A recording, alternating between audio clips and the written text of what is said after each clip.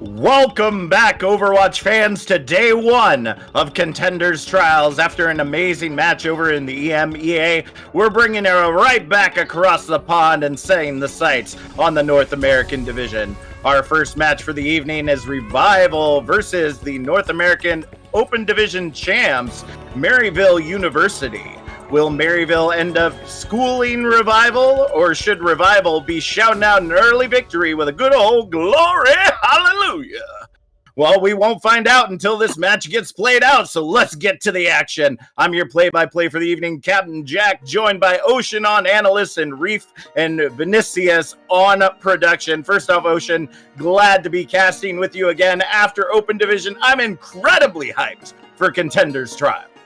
I'm just glad to be back, right? We had a brilliant year last year for Contenders Trials, and we're back yet again. And, we had great matches over in Europe earlier in the day.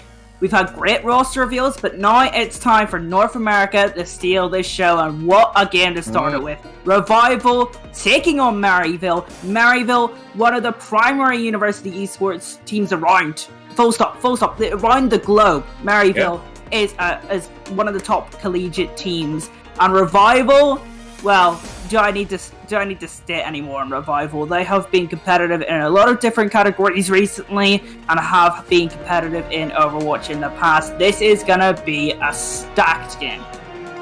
Absolutely, and there has been some hinting at what Revival's roster is looking at tonight. Nothing that hasn't been given out yet, but I think we have a sneak peek in the production booth, so let's go ahead and give that one a go.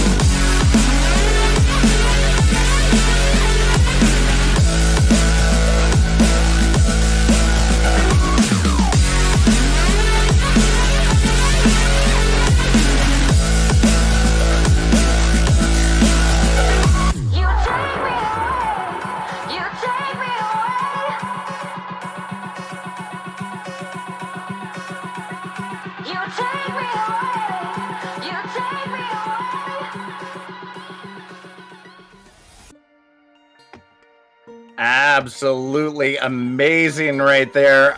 Wow, just the absolute stack coming in on Revival. Ocean, give us a little bit more of the background of these players we'll be seeing today. I want to highlight two things when it comes to Revival.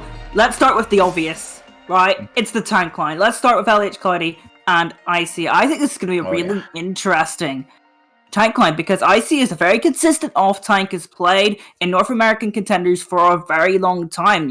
You will be struggling to find a North American Contenders watcher who does not know who IC is and how capable IC is on that off-tank role, right? Pair that with LH Cloudy, who is one of the most aggressive main tanks out there, and one of the best main tanks out there, definitely who deserves a spot in the Overwatch League. He's been there previously on the Gladiators, on the Eternal, has played in Contenders at the highest level with Team Giganti.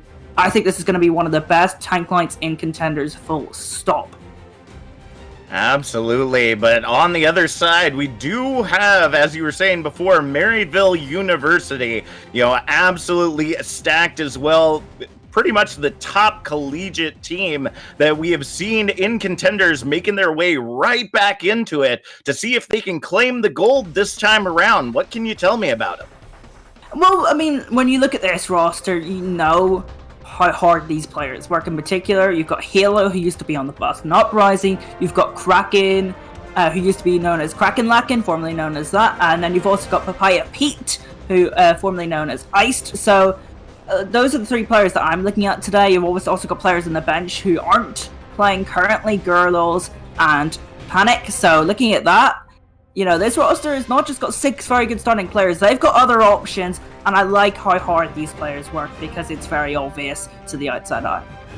Yeah, this is going to be an absolute banger of a match to be able to start things off on. And speaking of starting things off, our first map for today is going to be Lijiang Tower. Now, this is a 1-to-3 series, so it's going to rotate between the teams depending on who wins and loses to be able to decide which maps end up getting decided on after this. But you know, starting off on Lijiang Tower, that's really going to be a great place where these teams can really show their stuff.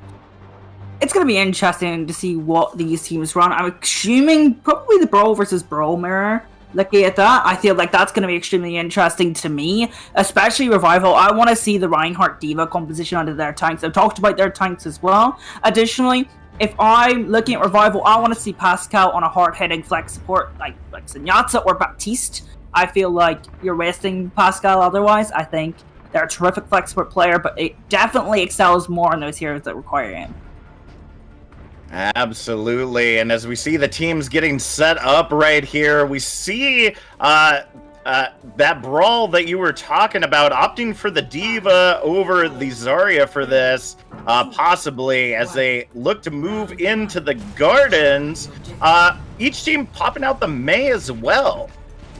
Yeah, it's going to be interesting. It's going to be a race to that lamp on the side to see who can control that pillar. Additionally, I want to point out, D.Va for the more consistent defensive utility across the fight. That's a great way to start things off. Papaya Pete able to grab that first pick onto DeAndre, trying to see if they can continue to make space. Maryville going ahead and pushing Revival back, pick after pick coming in as they clear the objective of anyone with that green label, and Maryville will start their percentage climb. 2 things. One that'll fight for Maryville. DeAndre in the back, getting a little bit aggressive. DeAndre, of course, formerly known as Lep. And additionally, Maryville, they got to claim that pillar first. They had a little bit more cover to play around and a little bit more natural space that you want to have on Lijiang Garden. So Maryville taking first fight strongly. Alright, we already see ultimates coming online as the shatter comes out from Cameron, looking to see if they can lock everything together. Papaya Pete from a distance trying to see if they can break down that shield, and there's the investment of the Amp Matrix from both sides, looking to see who the picks are going to come in for on either side. But right now, Revival is getting blocked in by either Maywall. The Deadeye now coming out from Papaya Pete, looking to see if they can grab him, and LH Cloudy is going to fall to the Peacekeeper. The boop coming in from DeAndre does take down Light in the end, but we see the percentage continuing to climb for Maryville as Revival looks to make a revival back to the point. One play I really liked in that mid fight, obviously there were so many ultimates invested, but the one that got the most value for me was the Deadeye from Maryville. They used it at the high tempo point of a fight, and that is where Deadeye gets the most value. Otherwise, that ultimate, it's not great. It's a pretty garbage ultimate, but they used it at a high tempo moment in the fight and got maximum value. I think that's what tipped them over the edge as we approach 75%. Alright, Revival, pretty much their last fight to be able to take this before we start going into stall tactics. The Maywall separating out either team as we continue to see them try to hold strong. The beat now invested from Halo, looking to see if they can hold Maryville on this objective. They have fought so hard to get here, and they want to make it a great showing to start things off with that Deadeye from Seeker, looking to find anything, ends up grabbing nothing but shield, but the Icy Bomb coming in does get the follow-up on the support, looking to see if they can create that additional space. Overtime now ticking away. Revival has to find a way to be able to take this point in their favor, and LH Cloudy coming up huge with the double kill, but Nos getting booped off of the side is going to prevent a lot of that huge damage on the objective. Regardless, LH Cloudy just saying, I'm going to clean this point with my hammer as Revival takes control. Yeah, Maryville will be looking forward to the next fight. They got 99%. They only need one more fight to take Lijiang Garden. What's beneficial for them is look at their ultimates. They're going to have Blizzard, which is traditionally a really nice fight-winning ultimate. Deadeye as well, which they used brilliantly before. Revival, if they're going to win this, they have to play fast and try and get them before they even get set up for those ultimates. All right, let's see if they can make that happen. We see Nos diving in as we see the Deadeye being released from Papaya Pete. Ends up getting nothing but defense matrix, but the Blizzard is cleaning everyone up. Kraken, Cameron, lighting up that kill feed right now, and Pascal the last to fall. Overtime ticking away as DeAndre tries to hold the objective for Revival, but it's no use. Maryville take the Gardens 100-33 as we head to our next map. Yeah, Maryville, they just had such a strong start. In the next fight, the most critical fight where both teams are throwing in a couple of ultimates, as I said, that Deadeye tipped them over the edge in that fight. Probably the most important fight of that round. Revival, they do manage to come back into things. However, it doesn't quite work out. The ultimate advantage is firmly in favor of Maryville. They're going to get at least one more fight in the future like that, where you're just going to have more ultimates. They get value out of the Blizzard. Revival, they weren't quick on their toes. And now we're going to head and see what happens on Control Center, which is going to be even more brawly, a little bit more burst, and that means we're going to see some Zarya.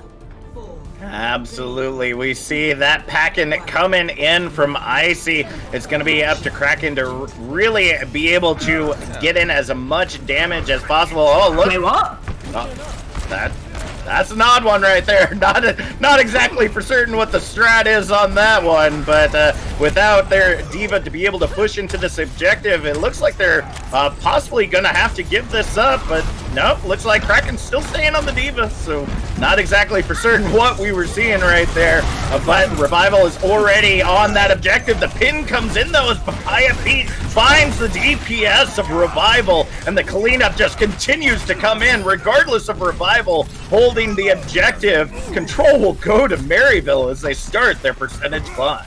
I was getting ready to talk about how Mario just made that costly mistake and gave up control of the chokes and control of the point to Revival, but that didn't happen. They come right back in with a vengeance and they pick the right targets, and honestly Revival, they let them walk in. They were too look at this!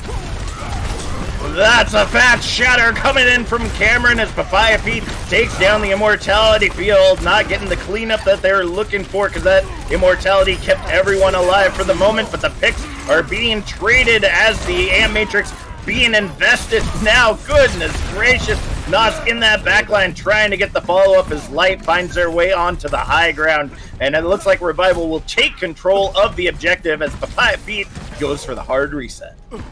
Yeah, Revival, they're looking to take faster fights because once it gets to that mid-fight, you're not going to have those bubbles. Maryville are going to have that defense matrix, and they're just going to have the better of the time, right? Zarya is better in high burst moments, high burst roll moments, and additionally, they're going to have the Graviton Surge next fight, so that Zarya versus Diva matchup is becoming even more interesting. All right, the Amp Matrix being invested into the fight as the Meteor Strike comes out from Light, looking to see if it can get some damage in that backline, looking to find them, and Seeker is in their sights, but the investment of the beat ends up keeping everyone alive, and Pascal and Seeker just getting pick after pick right now on this objective. Cloudy now coming back in, getting the cleanup with that shatter, and we will see Revival continue to hold this objective as they hit the 50% mark. I think Revival are playing a little bit passively right now. I think they're a little bit slow out of the blocks. I feel like they're letting Maryville walk into them and giving Maryville opportunities because they've had control of this objective for a couple of fights now, and Maryville are starting to fight off stronger. I think they were a little bit lucky that they had the Graviton Surge in the previous fight. Maryville, they're going to come in steaming yet again. I wonder what they're going to do with that self-destruct, if it's going to be just for a remake late in the fight or if it's going to be an engagement tool. Let's have a look at that. That is going to be interesting. The Diva Bomb can indeed take down that Rhine Shield, which could create a lot of space, but we will see the Amp Matrix already invested from Pascal as Nos going into that backline, seeing if the Meteor Strike will find some value. The Diva Bomb goes high, gets nothing but shield though as the cleanup continues to come in from Revival. Papaya Pete holding strong, punching out the Doomfist. Talk about your double punching right there. But it looks like Revival will continue to hold this objective as we head into overtime. I wonder if Kraken even gets the touch. Kraken will get the touch, and it looks like it's going to be a very difficult contest for Maryville, but they do get this last team fight. All right, the Deadeye comes out, takes down Cameron as we see the follow-up coming in. Light now on that Tracer, looking to see if they can get those cleanups, and now the Amp Matrix invested as well. Seeker trying to see if they can find anyone from Maryville to keep them off this control center point, and the picks continue to come in for Maryville. They will not allow themselves to be stopped as Papaya P and Horthic go ahead and clean up the rest, grabbing the objective from the jaws of defeat and taking us back to their control. Yeah, Maryville didn't even have many ultimates to do that. That was a 5v6, right? They didn't have Kraken for that engagement. Revival, realistically, should not be losing that engagement. The bright side, they've got Graviton Surge and Dark Shadow for this next team fight. There's plenty of time for them to make their way back into the objective, and at the end, it's who ends up getting to 100 first. The Maywell separating out the team as we see the Shatter coming out from LH Cloud. He gets nothing but shield. Graviton Surge, though, invested by IC, ends up grabbing the double kill onto the healers, and that's going to be all she wrote for Maryville unless they find a way to be able to hold on to this objective and control. Still coming in, Kraken just trying to hold on for as long as possible. Revival retakes control, and overtime ticks away once again. Like, gonna try and contest to try and see if Maryville can get back into this, but it's definitely gonna be even more difficult than last time. That is true. Now we're seeing Cameron back on the ball as Light using the Pulse Bomb does find Icy in the end. Kraken back into the fight, but Nos on that May is just freezing everyone out, but the Beat saving the day, trying to give everyone that little extra bit of health as a pick. Now coming in once again, Nos throwing down the Blizzard in a final moment, but that Blizzard is not gonna hold them on the objective, and Maryville brings it back again. I'm enjoying seeing Maryville fighting for the last piece of cake. That's what this looks like to me. And they're coming here to win today. Absolutely. Amp Matrix being invested, trying to see if they can keep Revival out of the fight. Seeker going onto that high ground with the Deadeye as overtime ticks away. This is final fight territory, folks. Maryville looking to lock out this first objective as quickly as they possibly can as Seeker and Halo find picks on each other. Supports Kraken with the huge Diva Bomb, ends up grabbing the double kill, but the picks are coming in for Revival as they continue to hold strong to take this point back into their defense. Kraken getting the DMEC right there, and we will see control swap back over to Revival as overtime ticks away. The feed now coming in once again as we see Cameron back on that ball, getting tackled off the objective, and I don't think there's anything that's going to be able to save him this time. Pascal ends up being saved by the Immortality Field, and at 100-99, Revival ties it up 1-1 on Lijiang Tower. This is such a unique map of Control Center, and such a unique map of Lijiang altogether. When I look at this, Revival, I feel like they're still slow out of the blocks. I feel like that they could be playing a lot faster. I feel like they're giving a lot of opportunities up to Maryville. Whereas, Maryville, I feel like they're playing a lot more consistently. They want to win this. They look the hungrier team right now, and we'll see if that transpires there on Night Market. That is true. It looks like we are pausing for just a moment. Might be having some issues in the game, but wow. Maryville is making themselves known right now, folks. They were in Contenders in the trials in the previous season, and they want to lay the line down right now to let them know that they will not be forced out once again. But Revival holding true to their name. Every time it seems like they're out of the fight, they just find their way right back in. I can't say that I can find two more evenly matched teams for our first match today. Yeah, I still kind of agree with what I've been saying earlier. I'm leaning towards Maryville right now. They seem like the hungrier team. Revival, they had so many team fights that just should be easy team fight wins, and it just didn't look like they were ready to win those team fights. They weren't playing aggressive. I think they might just be slow out of the blocks, and we'll see more of the Revival we want to see later on. Either that, maybe they are comfortable in Lijiang, but Maryville, they look the stronger team right now. But the important thing for Revival is it's 1-1. This map is winnable for them, and they still haven't been playing their best Overwatch. That's absolutely true, and we're going to get back into the action very soon, folks, but wow, this has just been so incredible thus far. I mean, if this is just the first map of the series, how much further could we be able to see this? This is a 1-to-3 scenario, folks, so we could end up seeing ourselves going out to a map 5, map 6, map 7, depending on how any of these maps end up going.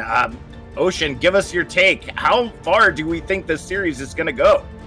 I think it depends if Revival wake up or not, but it also depends on if Revival, I think they are still so starting, but if they get a map while they're continuing to, climb up the gears a little bit, then Maryville might be in a little bit of trouble. I think Maryville needs to grasp this opportunity that they have now and take these couple of maps, because then that you put even Revival even under more pressure.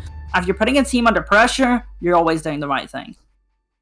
Absolutely. All right, I think we're going to be figuring out how to get back into this game and get these technical issues figured out. We'll be back with more Contenders Trials in just a few moments.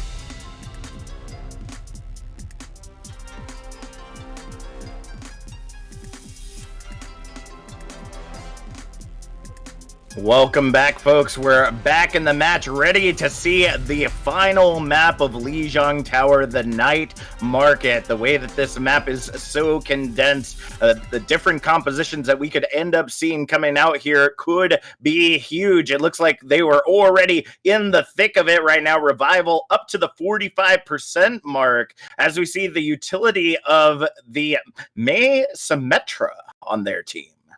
Yeah, and this makes things really difficult for Maryville because they have to walk in through these Symmetra turrets, and that's not an easy thing to do.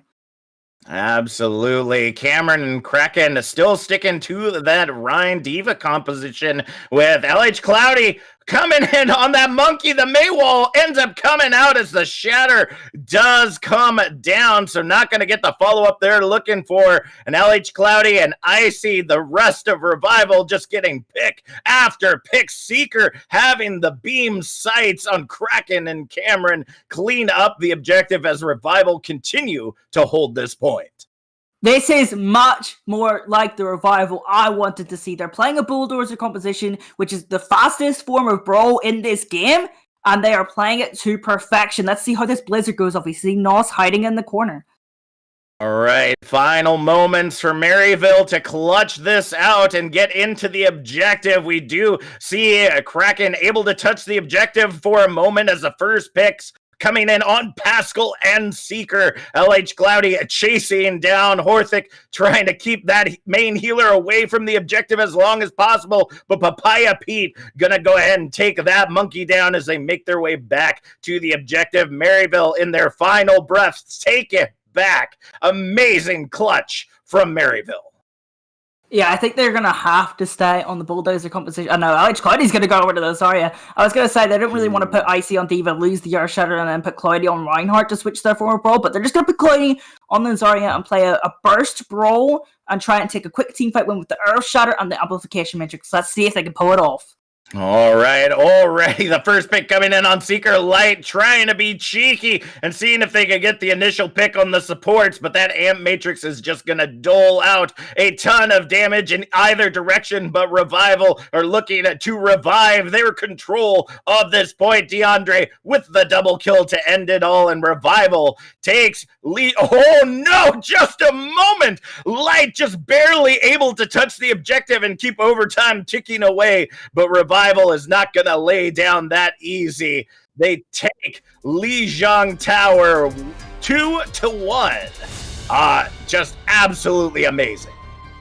Yeah, I actually really enjoyed their night market. I mean, we didn't get to see all of it, sadly, but I like the composition switch up that they had. I mean, it's not going to work on every objective. Reinhardt Winston is very, very aggressive and not easy to play, so and it also just doesn't fit on some maps, right? It's aggressive form of brawl. You're not going to be watching it on Watchpoint Gibraltar. It's just not going to happen. That's unfortunate, but the pace of play that I wanted to see from Revival was there on Night Market. I feel like they've woken up into this series, and that's good news for them because they had a slow start to this series. That's the honest fact, and they still got the map win. Plus side to Maryville though is they get to pick whatever map from the map pool that's left in Escort, Hybrid, or Assault, and then of course it's losers picks from there on in as well. But it's gonna be interesting now. You're not locked to a map type to select a game or to select a map. You get to select whatever map you like that isn't Control and that is in the map pool. Yeah, that really changes the name of the game right there, because normally you see the lock into, Assault Hybrid Escort or Escort Hybrid Assault in a certain order, but being able to pick from so many maps and so many different types of maps can really allow Maryville to go ahead and bring those favored maps that they have been practicing on and running those strategies on to the forefront for them to be able to bring this back possibly into a very early 1-1. If I was, a person on Maryville or a representative from Maryville, I'd be saying Volskaya Industries, not only because Volskaya Industries is my favorite map, but if you look at Revival, they like to play that Reinhardt Zarya, whereas Maryville, they're leaning towards that Reinhardt D.Va style of brawl. Additionally, Revival want to play brawl. I think they want to play fast. I don't see them playing many dive compositions today. So I feel like Volskaya could have been cool. I didn't want to see them pick King's Row, and we'll see what got picked up there. All right. I mean, that's the place that everybody loves to go, that good old King's Row. So it's going to be interesting to see how these compositions continue to butt heads as we continue to see as the Rein Zarya versus the Rein D.Va, that burst damage as we were talking about earlier, it's got to happen quick and it's got to happen fast. Without the Zarya bubbles, they are left pretty much defenseless, although that beam will melt right through D.Va and just about anyone else in their way from the side of Maryville. But Maryville pulled out a lot of different strategies when it came to Open Division, so just because they're starting off on that Rein D.Va doesn't mean we might not see some other things coming out here on the road. I mean, the D.Va also has some advantages. Of course, it's easier peel because you're more mobile, which means you can support other players in and around the map, especially if you want to take off angles with like a McCree, for example. Whereas Zarya has other benefits. For example, if you kind of outweigh the time limit is taken, now you've got both your bubbles back, you're then doing more damage because you're a Zarya. You do 190 DPS per second, right? So both have their advantages. D.Va, of course, is the more consistent choice, but we'll see how both these teams play. That's how it's going to come down to. Absolutely, and we're just waiting for them to get ready and rearing to go. I've got to say, just seeing these names lighting up the kill feed right now, I feel like it's a huge fight right now between Papaya Pete and Nos. These two just seem to be going at it on either side of the field right now, and honestly, they're coming up huge over and over again, able to find those supports in the back line very easily, being able to get that peel to support them to continue to get these picks. I mean, honestly, what do you think the linchpins are for these teams, if not those two? I mean, realistically, I look at Maryville, and I think my favorite player for them is Hilo. In that sort of essence, I think Hilo has some really, really cool sound barriers on Lijiang Tower in particular. I think Hilo is a very consistent main support player. There was a reason Boston Uprising picked him up. Yeah, maybe didn't do great in the Overwatch League, but Hilo was picked up for a reason, I'll tell you that for a fact. And for Revival, again, I think it's their tank line. Icy and Cloudy, when they're playing the way they want to play, the game's theirs. They're probably going to take a series from there, right? This is one of the most feared tank lines that I could think of in the Western regions, right? So, Revival, they got to be playing their game. Otherwise, their tank line isn't going to get the value that they want. And looking at their tank line, looking at their team, that's what you want getting the most of the value. Absolutely, and that's something we're hoping to continue to see from Revival here. As you were saying, a very slow start at the beginning of Lijiang Tower. Hopefully it was just a warm-up and not going to be a continuation of events to come as we make our way right on in to King's Row to go ahead and... Oh, sorry, we're heading to Busan, apparently. I misheard. So, Busan really going to change things up, going to control once again. Maryville obviously feeling like this is a map to lock things down on. A lot of high ground in various different areas, maybe looking to pull out Widowmaker and Ashe to get that additional damage over distance, allowing the rest of the team to be able to aggress on the objective as well. If you look at objectives such as the mecha base, it provides a lot of that high ground space as well. So it's going to be interesting to see how this goes down. It looks like our first map is going to be taking us to downtown. Yeah, this could be interesting because this is another map where the Diva is going to be a little bit more prevalent. I think both teams are probably going to be playing it. I think both teams are forced to play this. It looks like Maryville going to run out on the Doomfist. Not too sure I agree with that per se, because obviously I think McCree is better in that matchup. And of course, McCree versus Doomfist is a pretty favorable duel for the McCree, but maybe Papaya Peak can take the attention of Seeker a little bit. All right, well, let's see if that will indeed be the case right now. We already see Revival staking claim to the high ground of the objective as Maryville just rotating to that Mega Health Pack, giving them a little bit more cover to be able to fire from and not having to use things so aggressively to keep themselves defended. The trades now coming in as we already see the DMEC onto Kraken, looking to see if they can get that follow-up onto Seeker, but Icy will end up finding them in the end. The point has been unlocked, but already Ultimate's getting ready to come online as Revival takes control of the objective, but the fight is far from over as we see Maryville making their way to the high ground. Those amp matrices coming out as Cameron with the amp fire strike does end up finding DeAndre. The shatter comes out, gets nothing but shield, and the Deadeye looking to see if they can clean up the rest. The percentage continuing to climb for Revival as they continue to contest the objective, and now the Maywall separating out Cameron from the rest of the team is not going to be what they are looking for. Papaya Pete on that high ground continuing to get picks, but it looks like it's going to be over for Maryville. Yeah, I think most of that, Revival just have more, utility in their DPS line, have more damage in their DPS line. I mean, I think Maryville and Revival both played that fight quite well. However, just the Doomfist pick wasn't getting that value. That's not Light's fault. It's just, I just think it's a poor choice, and they're gonna go with it again. All right, going for that high ground right outside the objective once again. Is Light looking to see if they can get that angle in, seeing if they can get that back line, but gets nothing but shield as they move their way in. The Blizzard does get invested from Nos, trying to separate out members of the team once again, and Light just coming in a huge Kraken, grabbing the double kill as they're paying attention to Light, and they are just running them down. We will see Maryville take the objective at the 75% mark. Maryville, really clean team fight from them. That self-destruct was really solid, of course. You actually saw Light set up that self-destruct play themselves, keeping Revival stuck in place, essentially. Maryville still have both support ultimates for the next fight, but Revival already at 75%. All right, Cameron trying to prevent any damage from going in from the Amp Matrix, and the cleanup just comes in huge for Maryville. Light moving their way into the back line as the Diva Bomb comes out from Icy for the quick remech, and it looks like they're going to go ahead and hold off till their players come back from spawn. Yeah, this is going to be a battle of the sound barriers right here, right now, in this next fight. Halo versus DeAndre. Who is going to get the most value out of the ultimate? Who's going to blink first?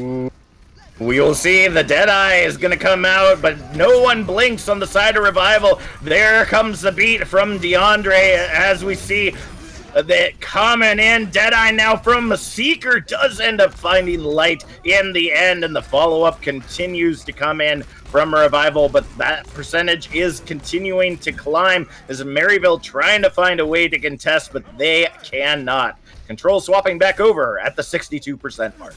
There's the difference between two sound barriers. Halo fails to keep Cameron up, and look at this! Woo! Shatter is good, but I don't think they're going to stay alive. Oh, we will see it. Light getting the double uppercut, and the healers are down for Revival, but the percentage continues to climb as Maryville back their way into the objective. We see them trying to take control, and there it is. Halo and Light trading it out with Icy, but it looks like we are now into final fight territory. Papaya Pete just trying to find an angle, looking to see if they can find the weak point that will take Revival down once again. Kraken trying to hold on to this control, keeping that overtime ticking away. Maryville will grab control of the objective as the Diva Bomb does go high, ends up finding Papaya Pete on that high ground, and Seeker getting the follow-up to turn it right back over into Revival's favor, folks. Revival not willing to let this objective go as easily as before, and with overtime now ticking away in its finality, 100-70 as Revival take the downtown. Seeker on that McCree picked up 3 or 4 kills in that last fight when they needed it most. Revival, they were in a pretty good position for that last fight, right? They almost let us up again when Light comes in, gets what we thought was going to be a heroic double kill onto the supports, but their supports get back in time. They use the Amp Matrix to keep their composure, and they take downtime. Revival, they're looking a lot better than they did on Lijiang Tower and Maryville. They're already behind in this series. It's going to be a very difficult one to bring back. But here on Busan Sanctuary, they're not going for anything with the Doomfist. They're going for the full-on mirror. Let's see how it works out. And this is something that Maryville obviously has planned for. One can hope. Coming back into the Contenders trials once again. Let's see if they can go ahead and turn this around as we head into Shrine. The Fire Strike going through the drum, looking to see if it can get enough damage, and the Maywall does separate out Cameron, but not enough to keep them out of this fight. Immortality going down as Seeker trying to use that Fan the Hammer to take down the shield of Cameron as quickly as possible, but Kraken diving in ends up getting demeched by Seeker in the end. Nos making their way to the objective, trying not to get sawed out by Maryville, and now we'll see them move in with the rest of the team. Cameron diving into that backline, using the shift, and ends up finding nothing but Seeker's Peacekeeper as Revival takes control. One thing I've noticed in both of these control maps and all of these control points, Revival seem to be ready and ready to go. Their first ones to the point, apart from Lijiang Garden where they actually lost DeAndre early on. That's been the case for every single time, and also looks like they have upped the pace. They want to win this game now. Maryville, where has that hunger gone? We'll see, but Havana Matrix to try and open up this fight. Ooh, we see the Deadeye coming out, the Maywall trying to separate things out and keep the damage up, and it looks like it will not get the value that it is looking for, but we see other ultimates coming on the line. Papaya Pete and Light throwing out the Blizzard and Deadeye, but as does Nos from the distance, and the picks just coming in a huge right now for Revival as they clean up the objective once again, heading to the 50%. Yeah, 50%, and they still got tons of ultimates for the next fight. They've got Stormfire and Earthshatter, both very high tempo ultimates. They can use them at the start of the fight, and they're also very versatile as well. You can use to clean up a fight, but I like the fact that they have matching tempo ultimates. They can play fast in this next fight, get a clean fight win, and put Maryville under even more pressure. Maryville, if they can get to the mid-fight, they'll have their sound barrier, they'll have self-destruct. That's what they need to do, get to the mid-fight. All right, well, let's see if they can make it happen. Starting off early as the Shatter comes in, grabs Light with the help of Seeker, and now we see the Diva Bomb invested. Shatter 2 ends up getting nothing but immortality as Seeker and Papaya Pete trying to take themselves out on that high ground. Kraken does get the follow-up onto Cloudy, though. That might be the opening that they need to be able to lock this down, but Pascal not going to allow that to happen. Triple kill coming in as Nos continues to hold control of the objective as that nuisance May will get the follow-up on the D-Mech Kraken, and overtime ticks away. Maryville picking Busan and was not ready for Revival to take it 2-0. This is a concerning moment for Maryville. I mean, great map from Revival, right? We've seen them really light up this series, right? We saw them sort of slow, but now they are lighting it up. They are playing at the correct paces. They are utilizing their ultimates well. They are aware of what ultimates their opponents have, right? But that 99-0 round is not what we've seen so far this series. We've seen a very, very hungry Maryville team that are fighting for every single team fight. We saw them on Control Center fight from the depths on 2 or 3 occasions. We saw them on Lijiang Garden fighting to make those plays in smaller spaces, right? On Sanctuary, I didn't see that. It looks like Maryville might have run out of steam already. And you have to think that might be because Revival just took the first 2 maps, and it's definitely a difficult thing to come back from as a player. Absolutely, but it might just be, as you were noting on earlier, Revival, a very seasoned team. They know that when they are under pressure, you do not, let that temper go. You do not let all that emotion get you into pressing those cues early or getting aggressive when you know you don't have the ability to do so in the fight. Maryville, hopefully during this really quick break we're getting ready to head to, might be able to turn things around, but we will see, folks. We'll be back with more Contenders Trials in a few moments.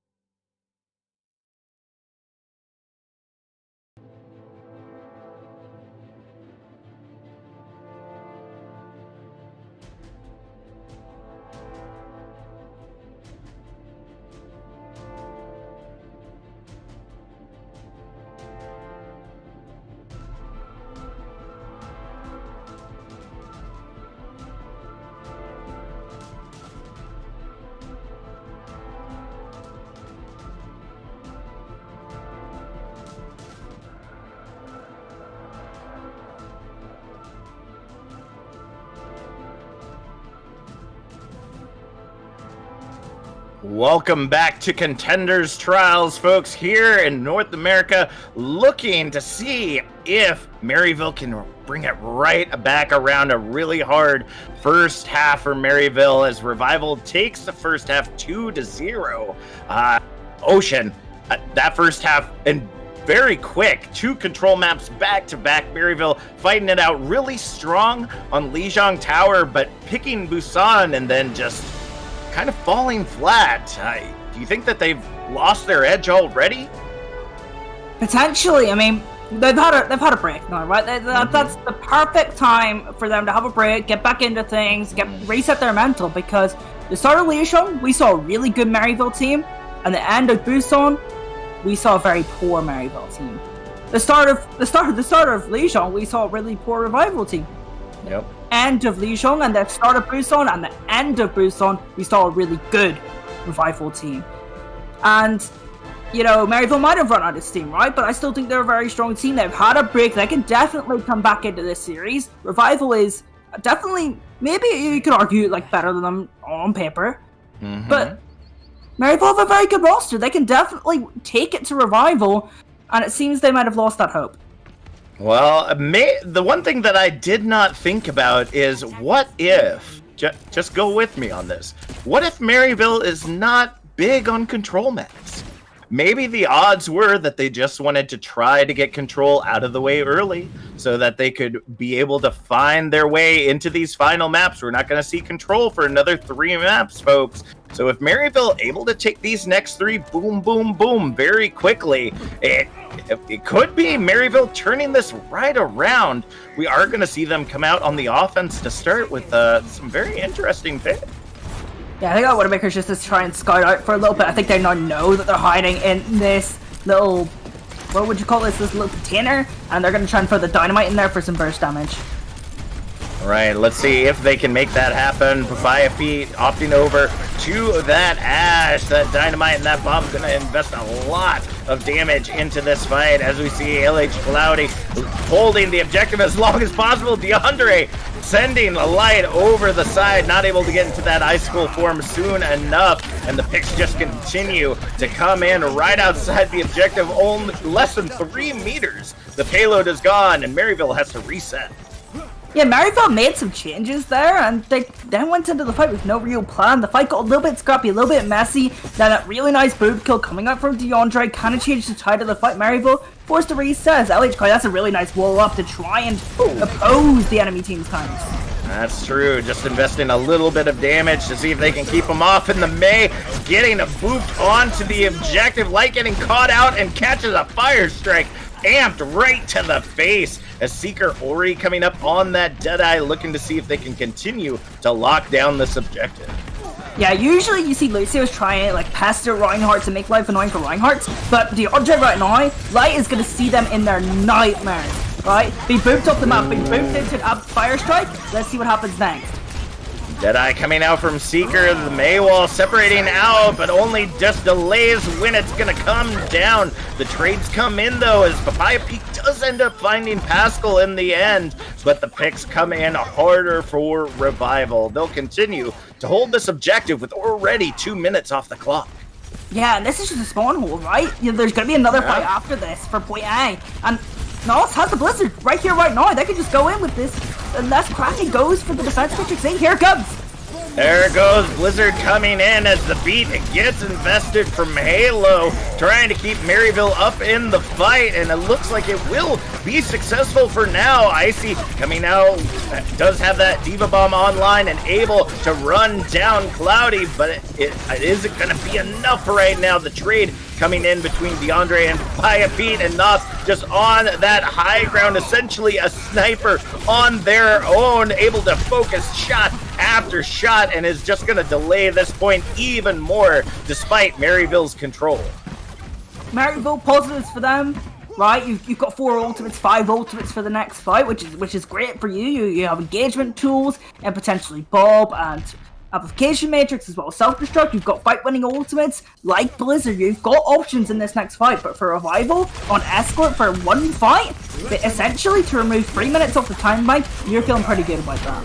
Ooh, Maywall already coming up from Light, trying to separate out the team, and the Diva Bomb is a huge, ends up finding two with Seeker out of the fight, as well as Pascal. You're not going to have that good old high ground damage dealing and support that Revival has really been relying on. With 40 seconds remaining on the clock, unless Revival can touch it quick, they will grab point A and make their way into the next part. Yeah, but I think Nos has managed to touch it as close to Blizzard here, but Light's going to invest a Blizzard of their own to keep the fight alive. Seeker on this high ground does take down the Bob and the follow-up onto Papaya Pete, and they are now taking control of this high ground, but Light taking some tips from Nas, saying that you can snipe with icicles, so can I, and the cleanup comes in huge. 2.5 minutes get added to the time bank as Maryville grabs objective Alpha.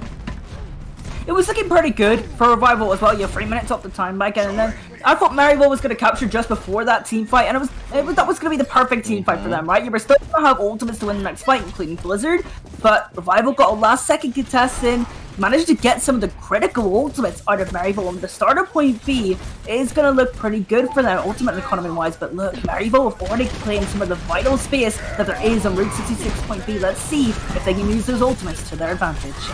Absolutely. We see Revival trying to fight their way in. They do find Light on that high ground as LH Cloudy falls to the ground and now is finding the end of Cameron's hammer, but DeAndre able to keep Cloudy up in the fight as we see the Blizzard invested from Nos. And that's just a cleanup once again from Revival. Last one to touch his Halo, and they will indeed be getting a Halo as they head back to spawn.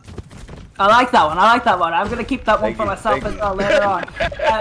Revival, they've got 4 ultimates for themselves still, right? They only had to invest the Blizzard. They have some engagement tools and self-destruct and amplification matrix, and they have some ultimates to use if the fight gets a little bit crazy. Deadeye and Sound Barrier, right? Maryville, they've got options themselves. It's going to be about those engagement tools for me. Let's see how Revival executes theirs. And the Deadeye does come out and gets nothing but shield, but that may be what they need. The trade comes in, or investment rather, coming in from Maryville, the Bob and the Diva Bomb, but it doesn't find the value that they are looking for as the picks just come in a huge for Revival, turning this fight around in the 4v6 and locking it down to once again with only 50 seconds on the clock. Yeah, 50 seconds left. It's going to be a bit of a scurry for Maryville, but Pulsar's Run is, they have the Blizzard. That's an ultimate that's going to be key for them. We could watch Icy and see if Icy goes for that E, or maybe pops the self-destruct earlier before the Blizzard to try and put pressure on that May. Let's see how this next fight pans out in that May versus Diva matchup. The Shatter comes out and looking at Light using the freeze to be able to keep that Shatter from hitting anybody else. Papaya Pete now on that McCree ends up finding Nos, and the cleanup is huge from Maryville right now as they take pick after pick. Seeker trying to hold on as much as they can and will get that follow-up investment. Final 10 seconds remaining as Papaya Feet finds Seeker in the back line, and control goes back to Maryville. They're in overtime, but Revival will be back for another fight.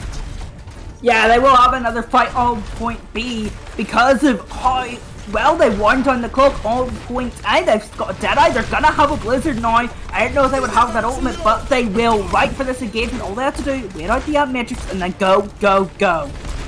All right, the Amp Matrix invested by Horthic, looking to see if they can find that early pick, and now we're seeing that investment from Pascal. They've got to stay close to the objective, but that garage door is just dealing so much damage. The Shatter comes out from Cameron trying to find somebody under the cart, but I don't think it ended up finding much of anything. Immortality Field getting invested as Kraken ends up finding their life back in spawn. The tanks are down for Maryville. They're trying to fight it out, but no. Maryville gets pushed off the objective by Revival's strong showing force, just shy of Objective Bravo.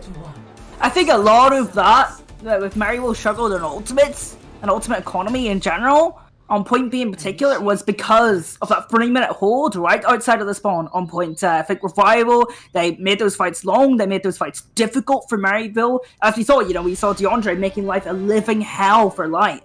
Like as I said, Light's gonna see DeAndre in their nightmares later on, and they were making those fights long, making those fights difficult. Again, the last engagement on point A gets rid of that blizzard, which means Maryville, they have realistically nothing to start off point B, which means more time off the bank because they try to push forward, they try to get some progress, and then of course Ultimate Economy comes to bite them in the button yet again as Revival come and hold on point B. It will be interesting to see, and as you were saying, DeAndre on that Lucio, you know, we've seen lots of Reddit Lucios for many teams, but DeAndre just seems to be diving in at the focal points to just disrupt Maryville over and over again, whether it's just booping one person to the side just a little bit so that Nos or Seeker can get that headshot onto a DPS or support is really all they continue to need. But Maryville really going to have to figure out if they can hold Revival on this first objective.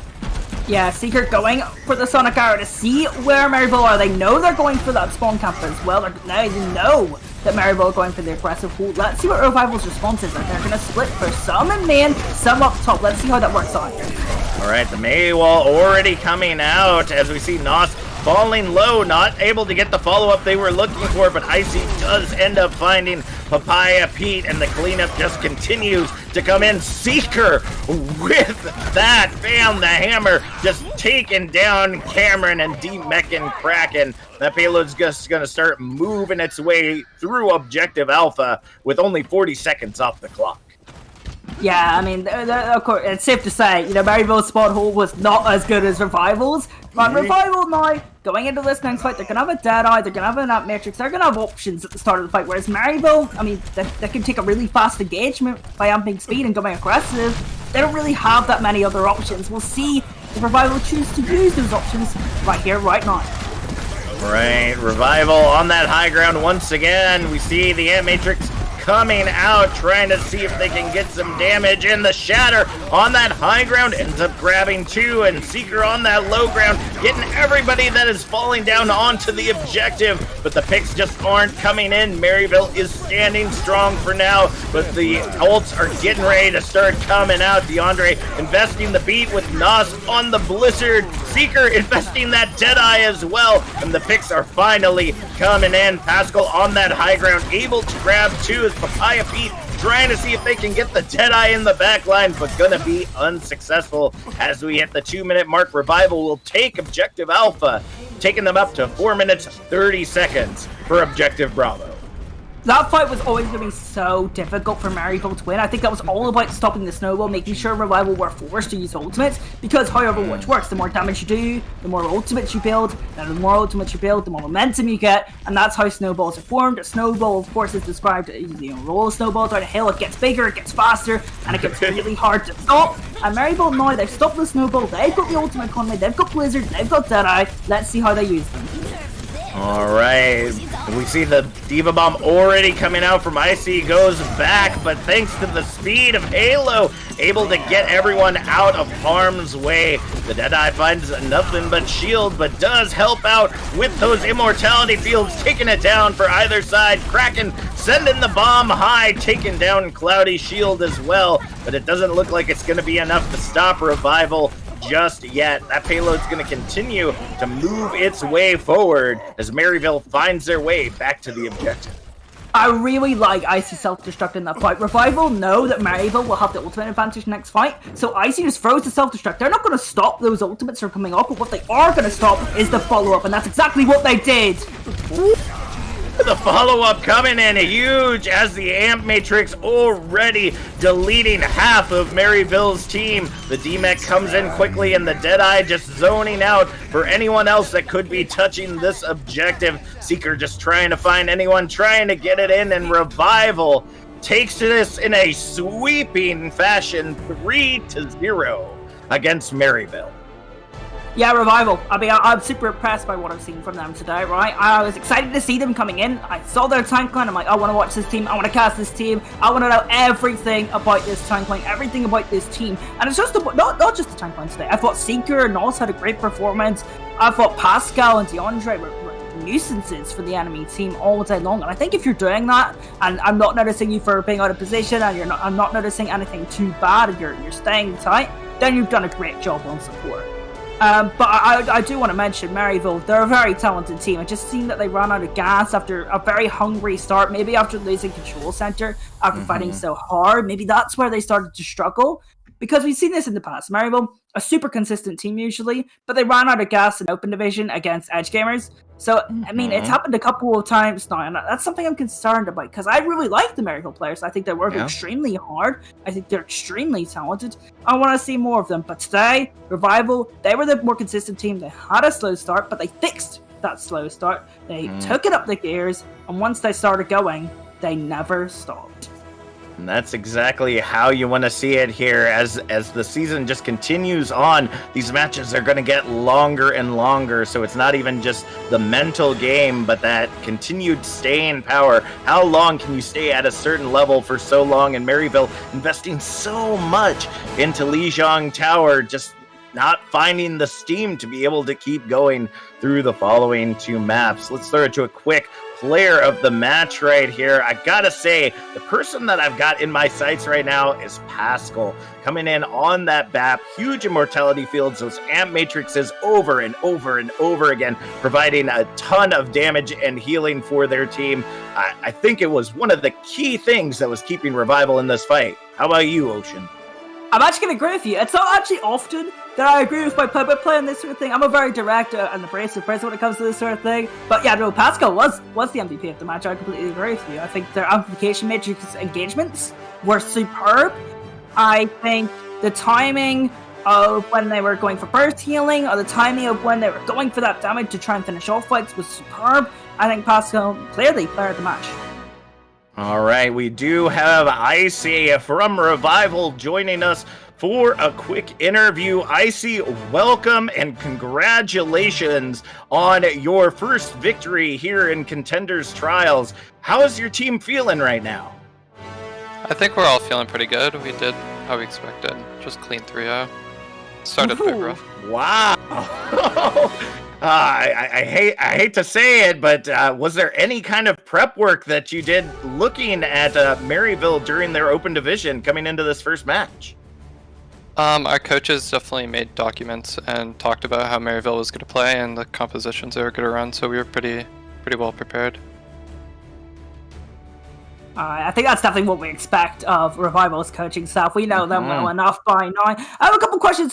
One for you as an individual, right? Because you saw in this offseason, you put out a post saying you're not just going to look for any team. You want something that fits your vibe, fits your winning mentality. Do you think you have that on Revival? I think I do. Another EU main tank. Very nice. I'm very fond of those. It's really fun playing with Cloudy, especially Lep and Seeker, who I've never really played with before. They're really fun and good players that I enjoy playing with. I really like that. And you said you actually admitted yourself you had a bit of a slow start. So tell me, after Garden, how did you get yourselves amped up and ready to go to try and clean up the series? We were playing really defensive and scared, and then so Cloudy was just like, guys, stop being scared. And then on Control Center, we kind of I entered a tiny bit, might have gotten pulsed with my personal bubble up. Anyways, yeah, we still ended up taking that map. We made a couple mess ups on last fights, like 3 times in a row, I think, which was quite unfortunate. But then after that, we were just like, okay, guys, let's stop inting, let's actually play. And then I'm pretty sure it went pretty smooth from there. Really awesome answers. Captain Jack, you got anything else? Yeah. The only thing left to say is, looking at the matches that you've got coming up in the following weeks, what are you thinking about? Who are the teams that you're really looking that are going to give Revival a run for their money? I think tomorrow's match might be the hardest against Ardor with fighting old teammate Razor. Will be a really fun match. All right. Well, last but not least, would you like to shout out to anyone out in the crowd that has given you the help that you need for your victory today? I want to shout out my team. My team owns. I love playing with them. I look forward to playing with them every day. It's actually very nice. Also, our coaching staff is doing a really good job. And also, my girlfriend Naz helps me out a lot individually. But Ah, well, you know, that mental is always big for Overwatch players as well. Thank you so much for joining us, Icy, and thank you so much to you at home watching. We're going to go ahead and throw it to a quick break. More North American Contenders Trials coming up in just a few moments.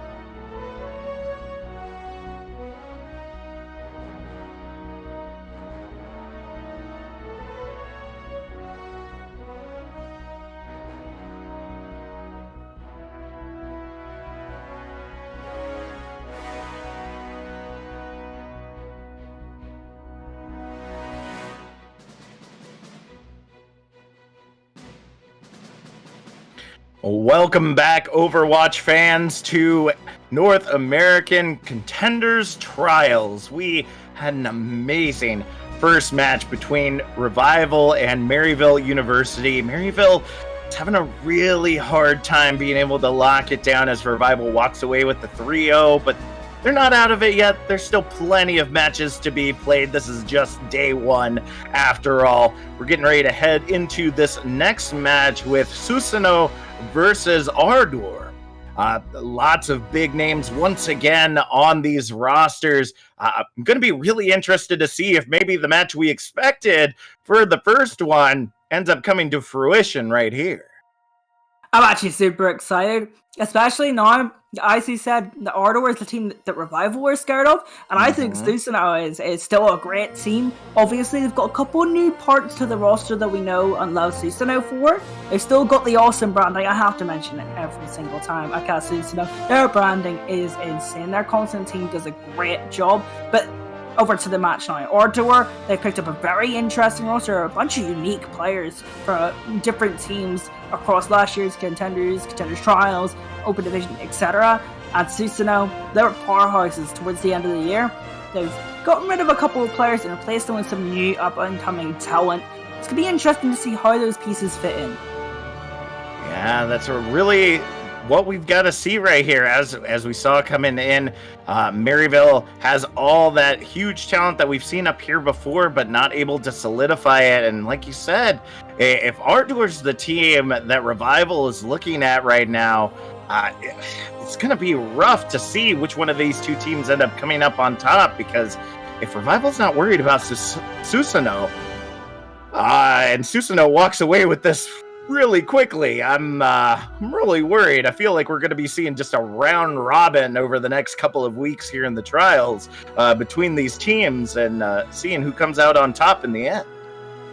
Yeah, and this matchup is going to be no different. I feel like these two teams are so evenly contested. I couldn't sleep last night. I was super excited for this game. I was thinking about it. I was doing all my research, and I think I know what to highlight here. I want to talk about Susanoo's support line. I did want to talk about some of their moving pieces, but I want to highlight Angelic and Switch. Angelic, of course, coming from Square One before, was previously there and then replaced by Aspen, who has no slouch herself. But Angelic, I think, is a very consistent main support player, and you put that beside Switch, who is a hard-hitting flex support. I'm excited to see that support line go up against the DPS line of Ardour, who are also typically very aggressive, very hard-hitting, sometimes a bit on and off, right? They sometimes make great plays, sometimes make very consistent plays, but that's what's fun to watch. Chopper and Riser, let's hit it. All right, into Lijiang Tower once again. Let's see if we're going to see a repeat of this map as we start once again on the Gardens. We see control already looking to be in Ardour's favor as they take control of the middle pillar, but the Maywall comes up from Psy, looking to see if it can create some space for them to move in, but HTP able to get that initial pick, and the Immortality Field already down for Switch. This 5v6 is not looking good for Susanoo as they take control of the opposite side of the pillar, and now with the cooldowns ready and raring to go, Ardour getting aggressive with the Maywall, looking to see if they can create that spaces on off, getting demeched right there, but the Amp Matrix already being invested by Switch, going to keep them up for the moment. Gummy and Infected getting aggressive, charging their way right in, grabbing just about everyone except for Momentum that sends Gummy right off the side. But Susanoo ends up taking the objective.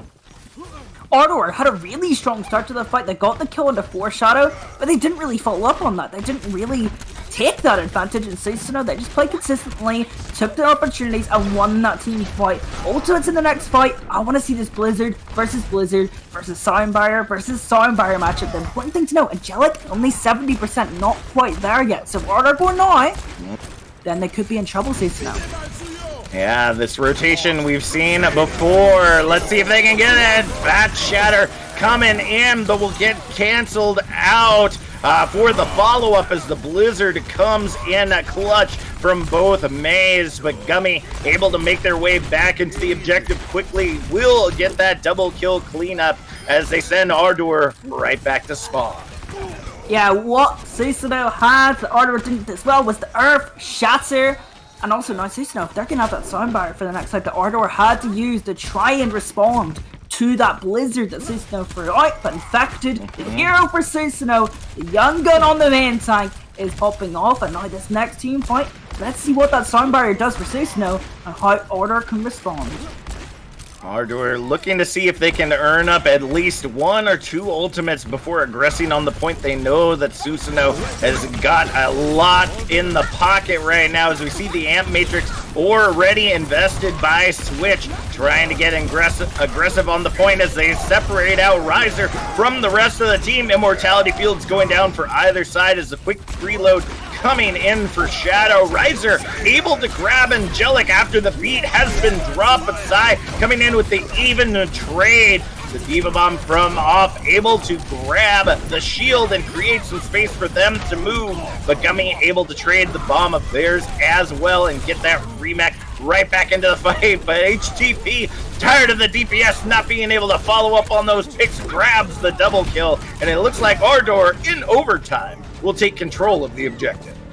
That last fight, it was there for Susanoo to win. They had the advantage positionally, they had the advantage in ultimates, and now that momentum, no pun intended, switches over to Ardour. They'll have their sound barrier, they'll have their blizzard, they've got Deadeye as well if they want to just try and take a quick engagement, look for a quick pick, that can help them out.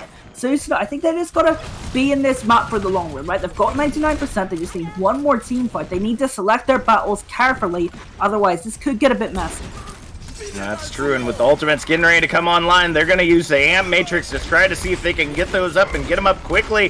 Maywall's blocking in Lord Grim, but that Shatter is getting ready to come online. I can just feel it. There it is, right through the Amp Matrix as the Blizzard comes down from Riser as well. Infected, able to get out, but the Maywall separates them from the rest of the team. Regardless what Susanoo had to invest here, it wasn't enough to take down Ardour as they breached the 50% mark. Yeah, I'm not so sure on that investment from Susanoo. They used that Blizzard, and not only did it get eaten, that fight realistically was going to be Ardour's anyway. You could have maybe saved that for another day, another time. Now Susanoo, they have to take a neutral fight, and after this neutral fight, it's a stall fight. It's a last second fight, and this could get scrappy. Chopper still has the Deadeye as a potential zoning tool.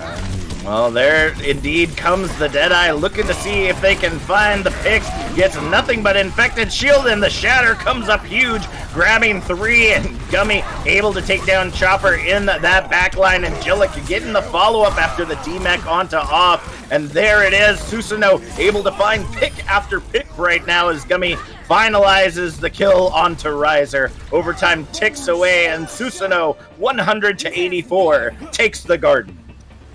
Yeah, Susanoo, incredibly impressive in those neutral fights, but there's not that many decisive ultimates online. The fight plans for both teams aren't exactly clear. You just kind of go in, look for an opportunity. Susanoo looked better in a lot of those fights. What I want to see Susanoo do for the rest of the series is the fights where they have a clear advantage and a clear win condition, utilize it a lot better, because Ardour will put them under extreme pressure if they don't.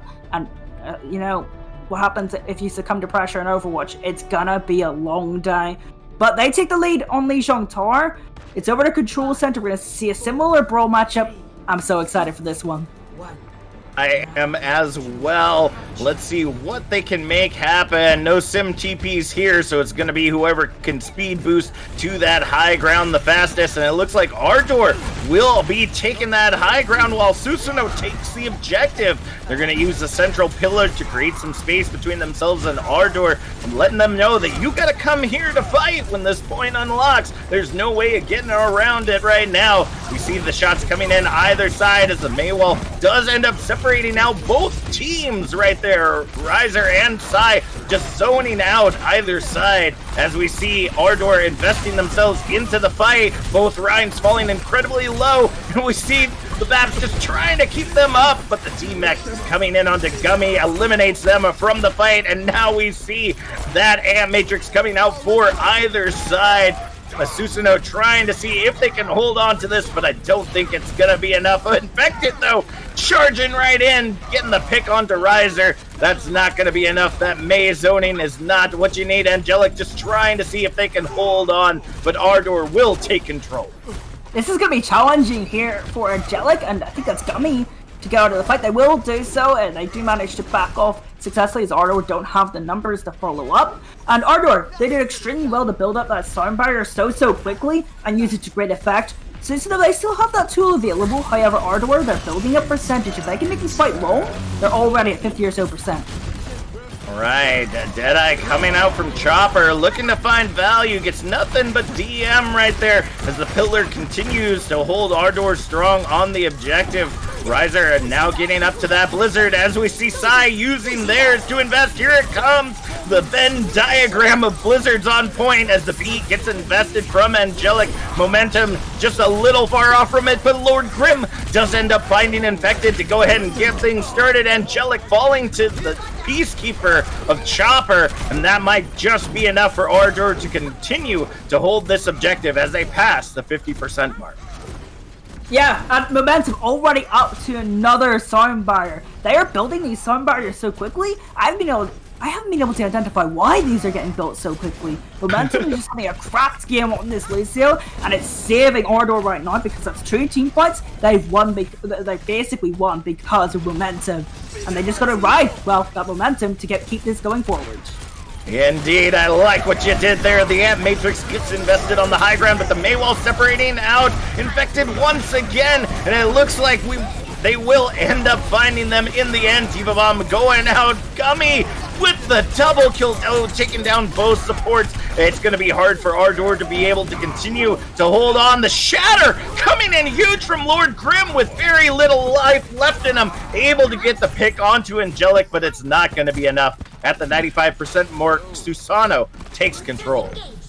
That Shatter from Vita or Lord Grim, yeah, you can maybe use the start of it for a montage, but it's really got no effect on this matchup. You'll want that ultimate back for the next fight, especially since Susanoo, they've got some really nice tools at the start of the fight. Blizzard, Deadeye, those are the tools for them. Ardour, they want to get to the mid-fight, then maybe use a self-destruct, maybe have an Matrix, maybe have a Blizzard of their own. They want to get to that mid-fight. Deadeye coming out from Chopper, trying to see if they can zone out the objective long enough, and will be successful for a moment as they move their way in. Susanoo trying to see if they can grab an angle on them as the Maywalls end up blocking off both Rhines from their objective. The trades coming in as the Amp Matrix comes out for Switch, and right now they continue to hold both Diva Bombs invested into the fight, and here comes the Blizzard from Riser trying to see if they can take control right back. Only 5% for them if they are able to bring it back, but Foreshadow not going to allow them to take this just yet. That double kill solidifies Susanoo's control as they head into our next fight. Yeah, Foreshadow getting a lovely triple kill like some of our favorite Night Raid assassins that Susanoo are based on, and Susanoo in this next fight, you know, they've got the Soundbar, they won't have the Blizzard because they got eaten in the previous fight. Ardour, though, they have very limited tools themselves. However, Gummy has to remake, will remake. Yeah. Ardour, they're gonna have to engage strong. Alright, lots of ultimates on the side of Susanoo right now. Ardour doing the rotation once again onto point as we see the shield going down for Infected. Gonna have to see if they can invest with that beat to make some space on the objective. Deadeye coming out for Foreshadow, looking to see who they can grab, and they end up grabbing off, getting that D-Mech in, but Ardour making the picks that they need to be able to bring this back, and with both beats being invested in the fight, they're holding strong. Gummy's Diva Bomb does end up finding Chopper, but Ardour retakes control of the objective. Overtime now ticking away. Yeah, they're gonna touch the point. The Doomfist is gonna be there, but I'm not sure they're gonna last much longer. Sai already down. They need to get the McCree on the point, but I don't think they're alone for this world. I think this is pretty much over for Susanoo. Ardour, they're cleaning up the kills. Oh no, the Reinhardt's back. Not quite done yet. Infected, gonna try and keep it alive. Just barely able to touch this objective right now. Angelic and Gummy sacrificing life after life to try to get it back in their favor, but the Blizzard's gonna shut it down right here. Ardour tying it up 1-1 on the control center. Yeah, Susanoo again in those neutral fights, great. Absolutely great. The problem is for Susanoo, momentum on the other side of things is building sound barrier after sound barrier after sound barrier. It's getting constant value in the mid fight, and using those sound barriers as well. They're executing the plays well. They gotta shut down momentum for one, and they gotta make sure they win those fights where they have the advantage. That's 2 blizzards eaten already from Size May, right? They can't have that happen because those inconsistent team fights, Ardour got control center because of it. And now we're here to Night Market, and this is a situation Susanoo probably could have avoided. Seeing some swaps coming in for either side. Sai opting to stay on that Doom with Foreshadow on the Symmetra. Riser opting for the Junkrat instead to dole out damage, but Gummy finds him super quick as Ardour tries to see if they can make their way into the objective, but it will not be soon enough. Off on off, able to get that pick onto Sai, but I don't think it's going to be enough for Susanoo to be able to, or for Ardour rather, to be able to hold on to this objective. Control going now to Susanoo. Usually when you run the Sombra, you run the Moira as well for a consistent like EMP coalescence engagement. However, I think Razor's just playing to try and stop Sai from getting consistent value on the Doomfist, just try and hack up that Doomfist, that large target. Alright, we see the rotation coming out for Ardour as the Amp Matrix gets invested. We will see them hold off for long as Infected ends up getting hacked. Sai coming in, ends up getting the initial pick on the Chopper, and the picks just continue to come in after that. Infected is a Rhine unhinged right now, and Sai with that uppercut will clean up the objective once again. 35% and climbing for Susanoo.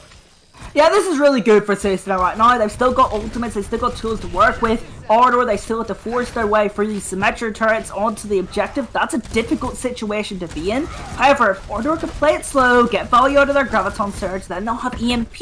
And then, of course, EMP is pretty much another fight win, right? Unless you play around it superbly well. So if they can get some momentum on their side, they'll be in a good spot, but it's going to be difficult. Alright, Gummy has got to be looking out for that Graviton Surge, especially with Infected out of this fight already. The stun comes in, Meteor Strike being invested as Momentum uses the beat to try to keep things going and will find momentum in the end. Lord Grim, though, ends up grabbing Sai after the pick, and the Susanoo able to bring it right back off, able to grab that Graviton, grabbing the double kill with Lord Grim, investing the Shatter as well, but it's not going to be enough. Angelic and Gummy continuing to hold on to this objective as Ardour are starting that percentage climb, but it looks like it will be short-lived. Yeah, I feel like Revival, they're gonna flip this back, but this next fight for Ardour, managed to get 21% out of a very difficult situation for themselves. They're gonna have EMP for the next fight. If Ardour flip this back, they're right back in this map, but if they don't, obviously it heads on over to Susanoo, technically last fight territory. Alright, Riser has that EMP online, the Diva Bomb and the Shatter get invested in this fight. Huge! EMP ends up grabbing 2, and the cleanup is clutch right now. Lord Grim and off on off end up grabbing this objective in the jaws of defeat. Overtime ticking away as Susanoo continues to beat their way into the objective. Angelic with the double boop first chopper, and now the Zarya off on off. And it just continues to feed into it. Overtime continues to tick away, and Angelic is just a Lucio on the edge. Boop after boop displacing Ardour as Susanoo takes the Night Market 2-1 on Lijiang Tower. Wow. What an end to that map. 2 boops for Angelic. Gummy gets it on the action against one of their own.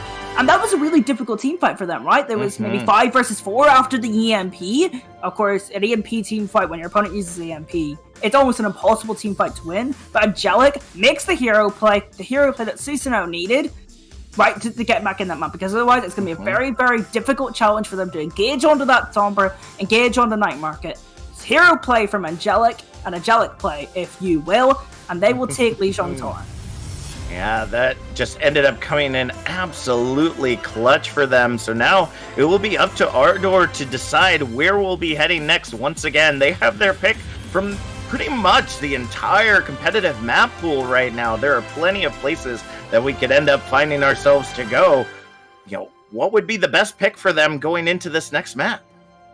I feel like King's Row would actually be a really good choice. I mean, it's the traditional pick, but we saw Susanoo choke a lot of those important fights, right? The important fights where they have the advantage. And on a very snowbally map like King's Row, obviously the assault maps are another obvious answer when you're thinking about snowballs and shutting down important team fights. I think King's Row, snowball fights are extremely important there. When Susanoo have the edge, they seem to be choking those important fights.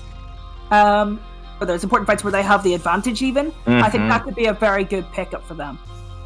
Yeah, that would definitely turn things right on around as we continue to wait to see what they will choose. I mean, just looking at the kill feeds over and over again, match after match right now, I just gotta look at the competing maze. Psy and Riser, just back and forth those May walls. I almost thought I was gonna start seeing a Tetris piece just start coming onto the objective as the angles that they were placing those May walls, although not always getting the huge value that they were looking for. It was like they were just continually playing off one another. Oh, you got the May wall right there? Well, let me block in your Rhine with one of my own. You don't even know at this point, thinking you have the advantage. And just seeing such competitive play from characters that you don't often see in a huge kill feed it's just incredibly impressive. Yeah, I really do like this matchup. I think this Flex DPS matchup is extremely interesting.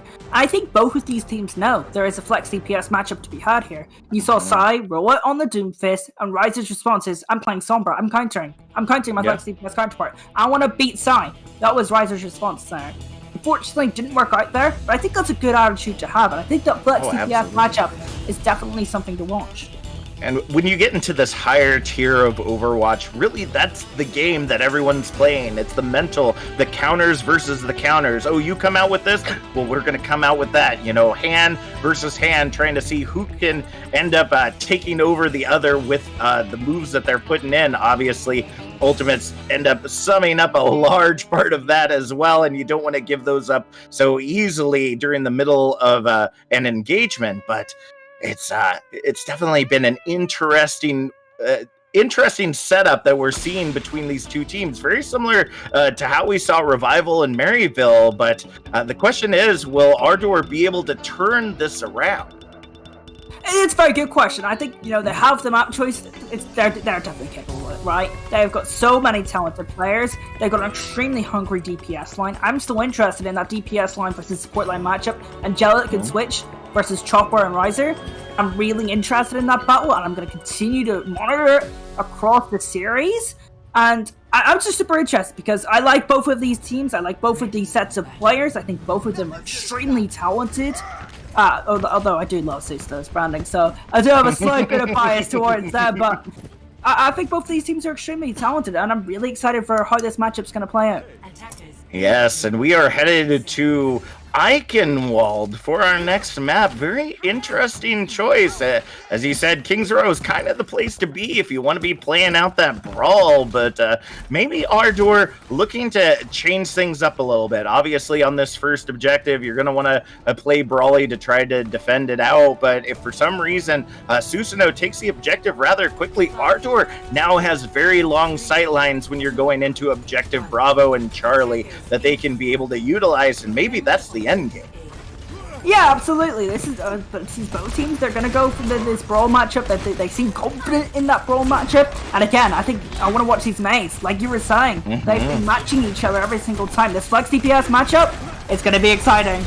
It's been absolutely huge. Maywall already coming out from Riser, looking to see if they can create some space to move their way in. Infected swinging around that hammer, looking to see who they can clip as they see them already starting to take control of this objective. The tackle comes in, and Susanoo taking this objective with an absolute fury with only 40 seconds off the clock.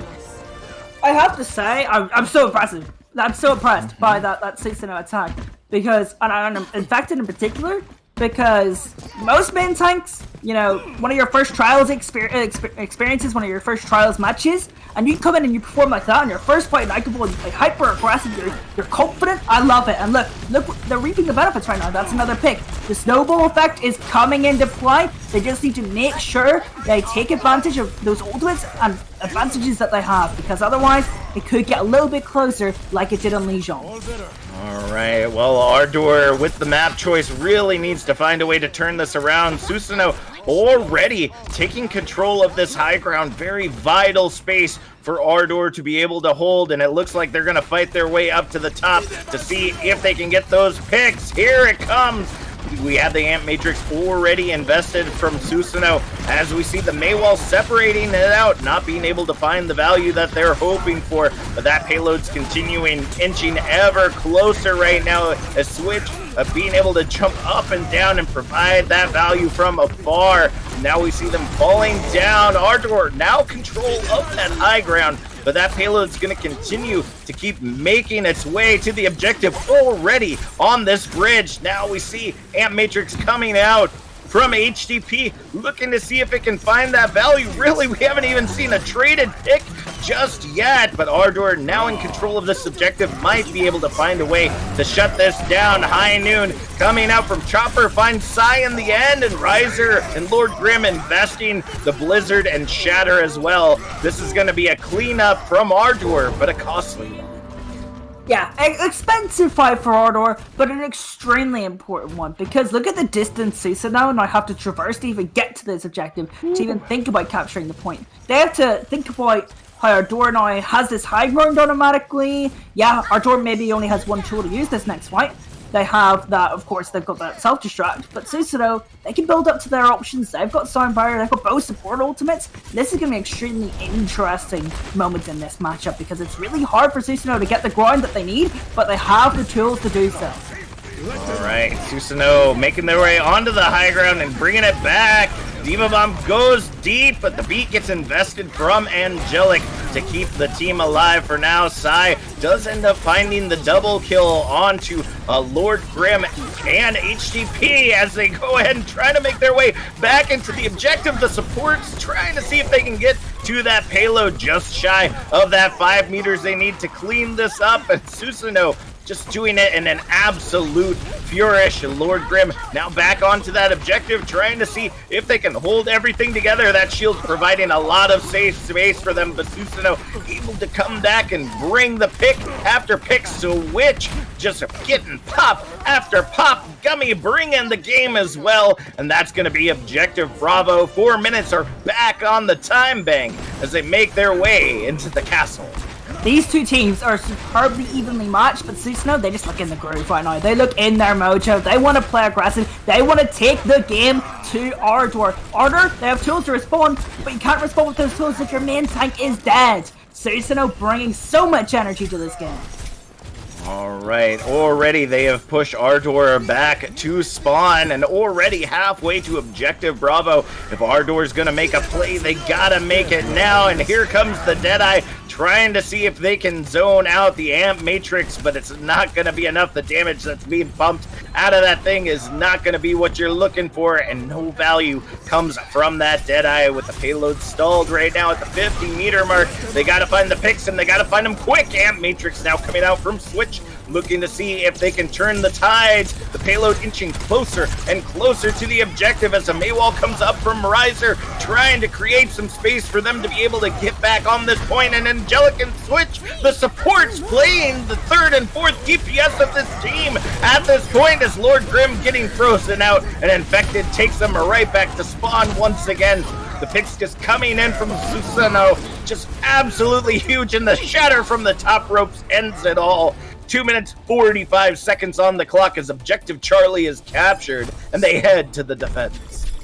I love that round from Susanoo. I think that was absolute madness what they did, right? That you don't see an Overwatch team play like that with that much confidence in what's, for some players here, their Trials debut, right? For some players, their Trials debut, or at least Trials debut for Susanoo, right? Yeah, Angelic, very experienced player. For Shadow, experienced player. Infected, a new kid on the block who has so much talent, right? These players are good players. But to play with that much confidence against a team that you just had a really close map with takes a lot of guts, takes a lot of skill, and a lot of mental fortitude. And that is so impressive that Susanoo are able to display that in this matchup. Right? That last fight, I thought it was going to come down to a battle of the Blizzards, but Ardour couldn't even get to the mid-fight. Riser died with the Blizzard in hand. Susanoo didn't even need to use theirs, right? Susanoo have all the momentum in this series, and Ardour, they need to fight back, and they need to fight back fast. Otherwise, I don't see anyone beating Susanoo at this pace. Absolutely true, and it looks like Ardour contemplating the Shimada brothers on that DPS line. Could get a lot of great ultimate usage there. You know, the combos of the grab dragon, you know, not having the nano might cause some issues, but it looks like they're going to go ahead and bring it back to the Mei. Sai and Riser continuing to counter each other 1-to-1 right now as we see Ardour start making their way into the objective. Yeah, this hot pick's interesting because you're going to get a little bit more poke damage, but when you get into the actual brawl of things, it's going to be a little bit difficult. Ultimate-wise, you can maybe split off a couple of players, although Deadeye has a little bit more value at a fast tempo. I think Dragon Strike is a little less versatile than it and a little bit less important of an ultimate. Oh no, Saya already zoning out most of Ardour as Riser gets separated and the cleanup just comes in quickly. Susanoo able to grab the 4K as they actually, it's going to be a good old 6K right there, staggering out on off. And that's going to be it. Already 50 seconds off the clock. Oh no! They're going to catch out Lord Grim as well, just stepping out of the objective, able to get back, but already with that immortality field invested. Ardour going to have to wait things out to get some cooldowns in place. I love this. Look, what team just goes and tries to swan cap the Reinhardt there? They get a lamp out of it, they get the immortality field, it's gone. The next fight, they're just going to have to wait before they can even engage. So Ardour and Susanoo, they've got the responses here with the Amp Matrix. Alright, the Maywall's coming out, countering the counters right now as Ardour able to move in just a little bit. Angelic trying to create some space as we see the Amp Matrix out for HTP, trying to see if they can provide the value that they need to push into this objective. Maywall's countering off either side as we see the grab coming in. A clutch ends up grabbing the double, but the Blizzard gets traded there by Sai, and the cleanup from Susanoo is infectious right now. Sai and Infected just get pick after pick. Angelic with the final blow, and with 2 minutes already off the clock, Ardour finding a real struggle to push into objective alpha. As soon as Ardour thought they had any sort of momentum in that fight, something was going right for them finally, Sai just throws in the Blizzard, team fight's done, team fight's over. Ardour, they need to make sure, now that they have the ultimate advantage, you know, they've got win conditions, they've got Soundbarrier, they've got Blizzard, they've got to take advantage of this situation. Otherwise, they're in trouble. Riser's dead again! That's not a good way to start things off. Got zoned out by the Maywalls of each side.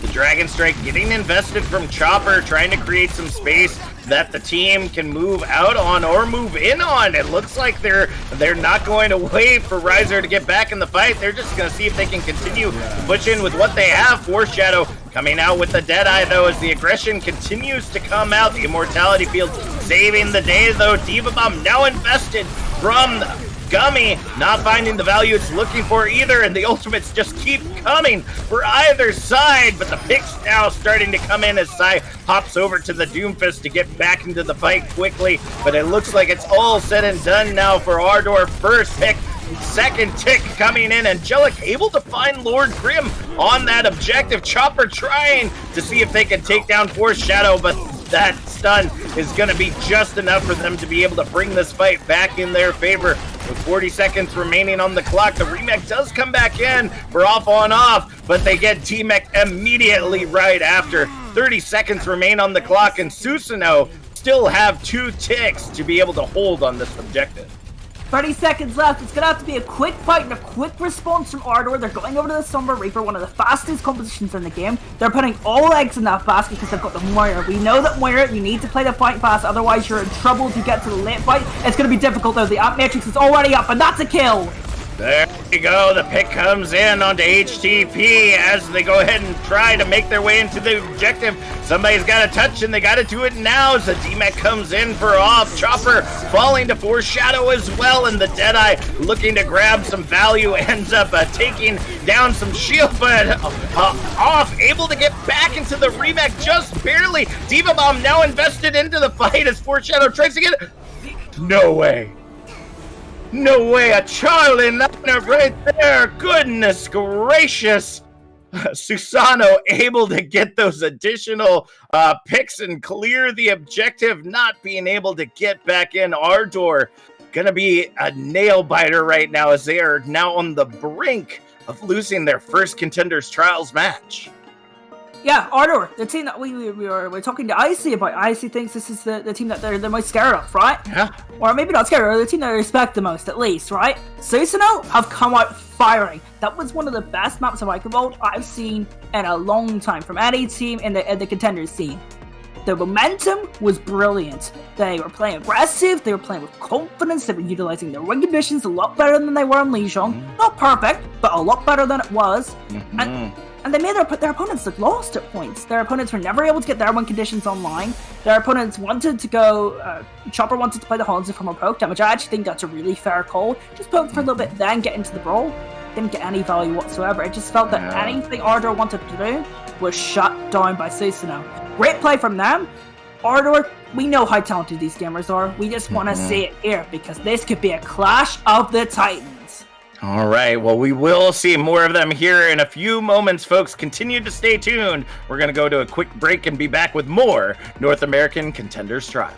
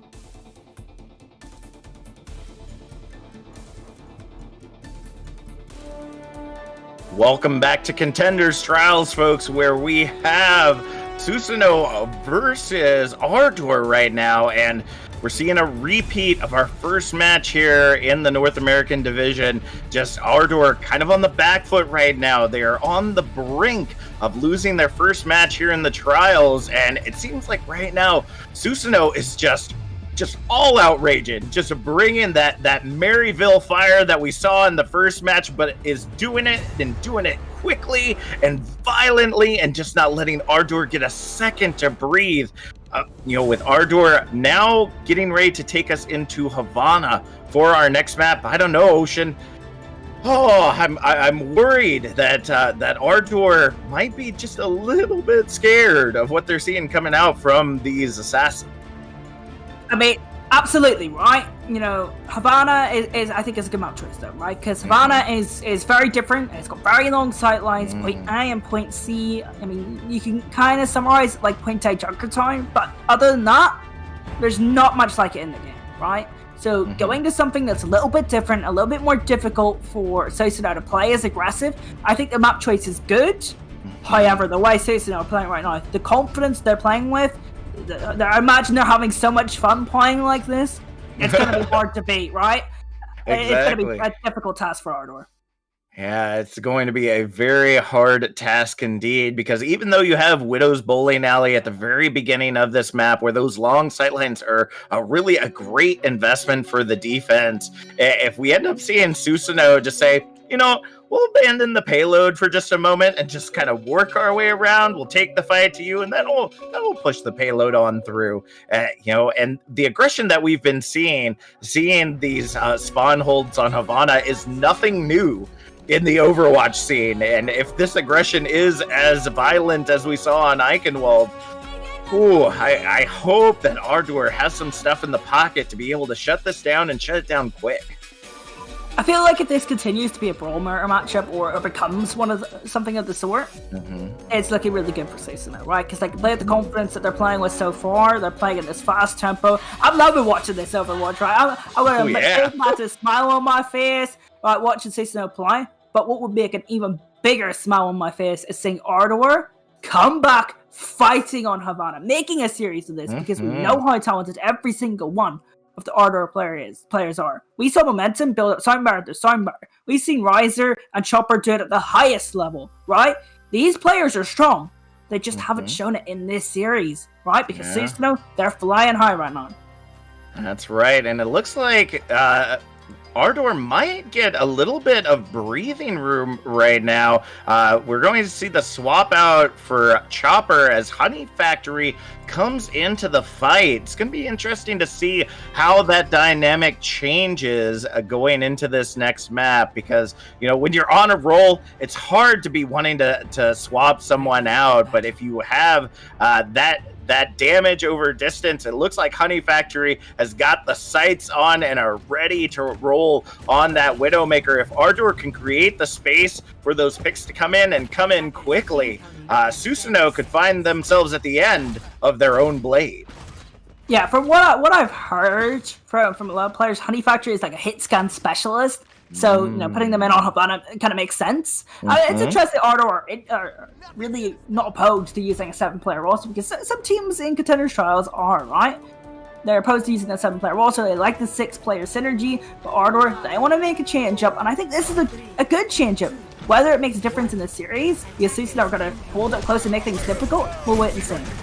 All right, I hear it in the distance. The beep beep ringing out loud right now for Ardour as they try to hold close. The Maywell separating out the damage that Honey Factory is trying to give from a distance, but Ardour continuing to hold strong as the payload continues to be locked in its original position. Honey Factory able to get that pick off on Psy, and that's going to create a lot of space for them to continue to hold this payload right where it is. Foreshadow does end up finding off on off after the D-Mech right there, but I don't think that's going to be enough just yet for Susanoo to start that payload moving forward. Yeah, right. This is all about getting time off the bike and trying to throw Susanoo off that momentum, and it's doing just that. Angelic Dawn. Already that first pick coming in through the Amp Matrix with the Fire Strike. Riser does have the Blizzard on the line, as well as Honey Factory trying to battle it out against Foreshadow right now. The Deadeye coming straight out of spawn, but the Maywall from Susanoo just doesn't provide the space that they are needing to be able to get that pick just yet. We continue to see the fight going in Ardour's favor as pick after pick just providing a lot of space for them to keep Susanoo in spawn. Yeah, but they've got the kill on the Razor, you know? Well, like, they had the kill on the Razor, I thought, but, like, this is just such a difficult fight for Susanoo, right? It's right in their face, it's right in spawn, it's not what they're used to. They got this Widowmaker from range. They're finally gonna get it over the line. They're finally gonna get this first fight done, but a minute and 40 seconds off the clock. And Ardour now looking pretty good positionally for ultimates. Right? They're going to have Honey Factory at the back while they build up their Amp Matrix and their Self-Destruct. They're going to have options, as many options as Susanoo did. And Susanoo didn't use many ultimates. Absolutely. They've got lots to choose from as the payload makes its way around the corner towards Objective Alpha. They're waiting for the move in from Ardour, trying to see if they'll take the high ground, maybe rotate around, but they're just going to face them head on, and there comes out the Amp Matrix from HTP. Gummy throwing out the Shatter with the Diva Bomb combo. Does end up finding Riser in the end, and here comes that Amp Matrix, looking to see if Switch and Foreshadow can find the picks through it, and Infected does end up getting the tackle onto Lord Grim. Angelic chasing down HTP as well as trying to hold this objective in the favor of Ardour as much as possible. But with a minute 20 on the clock, it looks like Objective Alpha will be grabbed right there. Riser just barely able to shave off a couple more seconds, and that might be what they need to shut this push down for good. Yeah, this is going to be a little bit more difficult for Ardour, especially on point B. Point C, of course, is going to be really good for Honey Factory as well, with those long sight lines available. Although there's not that much space to play around. You maybe got this back high ground, and maybe, what would you call those? Like, drains? Pipes? Whatever Honey Factory to play around. So they've got options to play around, but it's definitely going to be a little bit more tight, a little bit more brawly, and you see Susanoo, they want to keep this aggression up. Interesting. The Maywall comes up from side, trying to provide some space for Foreshadow to be able to get the Deadeye off, but Honey Factory does end up finding Switch as the Maywall from Riser separates out the team. Diva Bomb invested as Infected grabs the double kill, able to stay alive throughout all the chaos inside, using the Maywall to prevent momentum from getting out of the objective, and Foreshadow finds them from the high ground. The payload's gonna make its way past the VAT with 2 minutes 40 seconds on the clock. I really actually liked the idea of throwing Honey Factory and giving Susanoo something different. Susanoo clearly did struggle against Honey Factory here, but now they managed to isolate Honey Factory in that fight. Honey Factory did get a kill, but it was still a 5v5 brawl, and Susanoo still had the ultimates to invest, so they were able to win that fight. Now positionally, they've kind of got Ardour cornered. They had to make switches to their composition, and Susanoo, they could get point B right after they got point A. Alright, well, we will see if Ardour can shut them down now. Ultimate's getting ready to come online as we hit the 2 minute mark as the dive comes in. Off trying to find Foreshadow, but doesn't end up getting the follow-up to take him out of the fight. And with that double kill, that might be exactly what they need to shut this down for good. They're making their way in, and Foreshadow is just a McCree unhinged right now. That Peacekeeper is indeed keeping the peace for Susanoo as they grab Objective Bravo with 3 minutes to move into Objective Charlie. One of my favorite things I've noticed from Susanoo, after they capture Objective, Infected has some sort of weird celebration. There's courts to celebrate. Riser goes down, which means not only do they have picks to move forward and take a bit of space, Riser will have to wait a little bit to use that Blizzard and even build up that Blizzard. Susanoo have theirs ready to go. If they can take a quick fight, we could be in last fight territory in no time. That's true. The payload is making its way furiously forward right now as Ardour trying to find their way out. See the Deadeye coming out for Foreshadow, looking to get that reload quickly, but it won't matter because Honey Factory is going to take him out right quick as well. The Blizzard does end up finding Lord Grim and many other players of Ardour, and that Maywall just separating out off right there, just continuing to bully this Diva after the DMAC. This is a spawn hold if I've ever seen one. Ardour trying to hold theirs off, but it looks like Susanoo gonna pay it back on Objective Charlie. Yeah, Susanoo have their ultimates, but Ardor have win conditions as well. This is a neutral team fight, and a very important one. Alright, Ant Matrix is out for both sides as the payload moves its way forward. Foreshadow on the slow ground, looking to see if they can continue to get those picks on the supports in that back line. Maywalt from side, separating out Ardour, giving them a little bit of space to be able to get some healing in before they finish pushing this objective to its final resting spot, and ultimates are online, ready and raring to use. Ardour has a lot in the pocket right now, and it's got to come up, and it's got to come up huge. Diva Bomb invested from Gummy, as Switch taking down Honey Factory, who is looking for the Dragon Strike and ends up interrupting it quickly, but it looks like Riser with that Blizzard will go ahead and get the cleanup that Honey Factory was looking for instead. We will see Ardour be able to hold this objective with only a minute remaining on the clock. I wonder if Honey Factory is going to go back over to the Widowmaker and try and take charge of that potent high ground. It seems that they're not going to do that. They want to go for that consistent poke damage with the hunt, so I can respect that play as well. As Susanoo, this is their fight to win realistically. They've got Blizzard, they've got Deadeye, they've got Ant Matrix, they've got engagement tools in Deadeye to play at a fast pace, switch if they want to poke a little bit more with the Ant Matrix, and then they've got the win condition. It's the Blizzard, there's nothing to stop it. Alright, the Deadeye comes out, zoning out as they move into the objective. All of Ardour making their way to the other side of the payload, and Riser just not realizing Foreshadow's angle, ends up getting taken down and taken down quick. Psy investing the Blizzard now as the payload makes its way into its final resting spot, and now the Shatter from Infected cleans up the rest. Riser trying to get to the point, but it's not going to be soon enough with only 17 seconds on the clock. Susanoo still able to grab Objective Charlie, but provides a lot of space for Ardour to be able to take a quick round here on Havana. The good news for Ardor, right, is you managed to slow down Susanoo's momentum. Right, Susanoo are not playing like they did in Icavol, where they were taking every single team fight, every single engagement, and they were winning all those engagements because they were playing with such confidence, they were playing at such a really nice tempo. The game was playing to their tempo. Angelic, setting the tempo of the game and making sure Susanoo get to play their way, and that was really uncomfortable for Ardour. They managed to stop that, and it's a bit of more of a neutral game now, right? Honey Factory on the Widowmaker, threw Susanoo a little bit off, the spawn camp threw Susanoo a little bit off, right? This is Ardour's chance to get back into this, right? 17 seconds and capping all frame points Havana is no easy feat.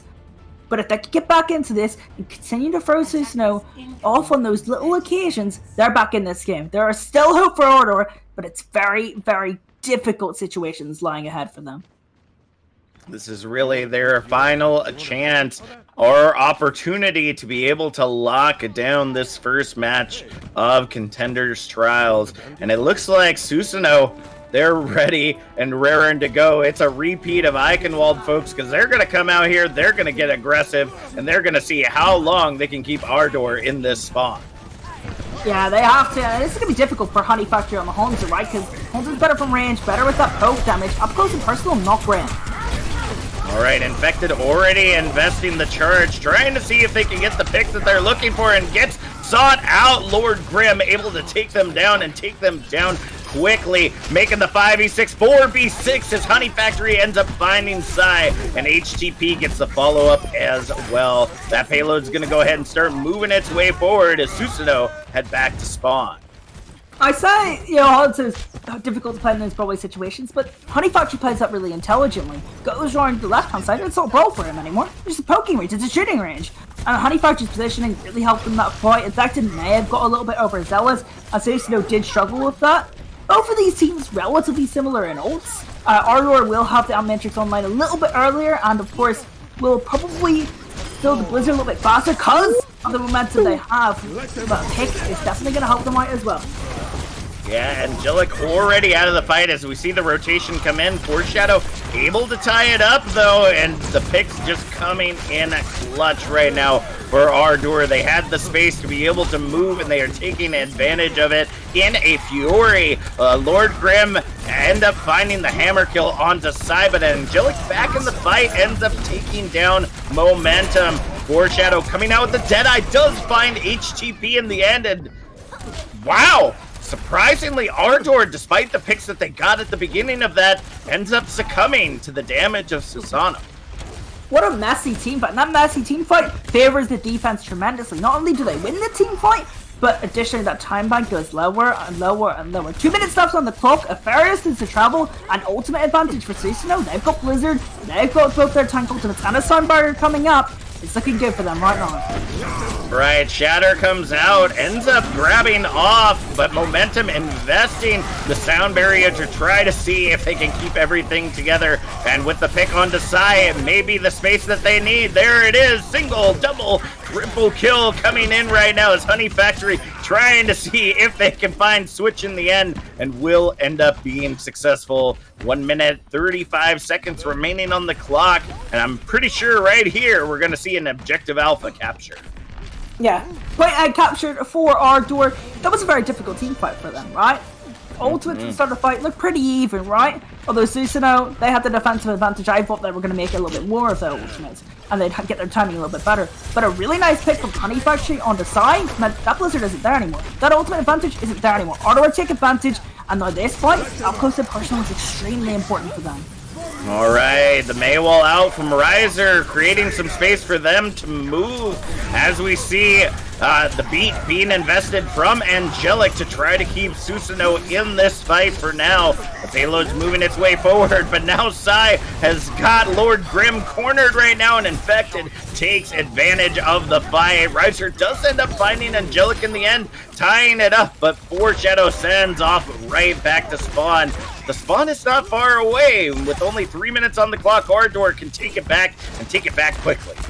Yeah, they need to come quickly now, Ardour, because Angelic isn't there yet, will be there soon, which means that so they can't play as aggressive a tempo as they have before. I mean, they can use the Blizzard, which of course Ardour don't have theirs anymore, because Gummy X Riser's up. This is go time. They've got to use this Blizzard. There it is. Lord Grim coming out, ends up getting the pick onto Infected as the Blizzard is invested. Honey Factory, though, zoning everyone out to try to keep them safe during the Blizzard, and it will end up being successful.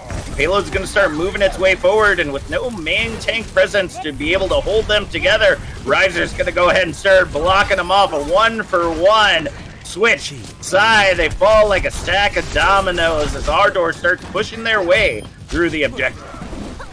Yeah, that's an important team fight win for Ardour. Of course, they get the really nice kill onto Infected. Infected getting a little bit overzealous yet again. It's happened a couple of times on this Havana defense for them. But time wise, I think they've gotten the value out of it, right? 2 minutes left, maybe 3.5 minutes total if they do capture point B. So it's still looking okay for Susanoo, but Ardour, they just got a impressive team fight win where Susanoo invested Blizzard, they didn't. If they can get to the mid fight here and use their Blizzard and win it, then it's all game for Ardour. All right, the Shatter comes in from Lord Grim, trying to create some space for them to move in, and Momentum does end up falling in the end. With both healers now out of fight for Ardour, it is going to be hard for them to hold on to this. Angelic and Sai able to get the follow-up as well, with 1:30 remaining on the clock, and the ultimate bank on Susanoo huge right now. Ardour is going to have to find those picks and find them quickly. One thing to note, Razor did not get that Blizzard off in that fight, which means what was a Blizzard advantage for Ardour is now a neutral, and Sai is off in the core. I saw them go underneath to set up for a Blizzard. Unfortunately, Ardour going the other way, so that setup isn't gonna come into play, and that pick will though. Razor gets a kill. Angelic already getting picked off very quickly right there as they try to move their way onto this high ground. Dragon Strike being invested from Honey Factory, and I don't think Susanoo was ready for that to come from behind. Honey Factory is now getting shot after shot. That bow is aimed like a sniper rifle, folks, and that's exactly what they need to be able to push into this objective. With only 30 seconds remaining on the clock, Ardour isn't out of this fight yet as they grab objective Bravo. Yeah, point being captured. 2 minutes total left. But this point, see if Havana can be very, very difficult. It looks like Susanoo want to get a little bit more time off the bank. They want to play aggressive here, but they're forced to back off because of the amplification matrix. That's a really important for Ardour to use because it means they can get a little bit of initiative, a little bit of breathing room here on point C.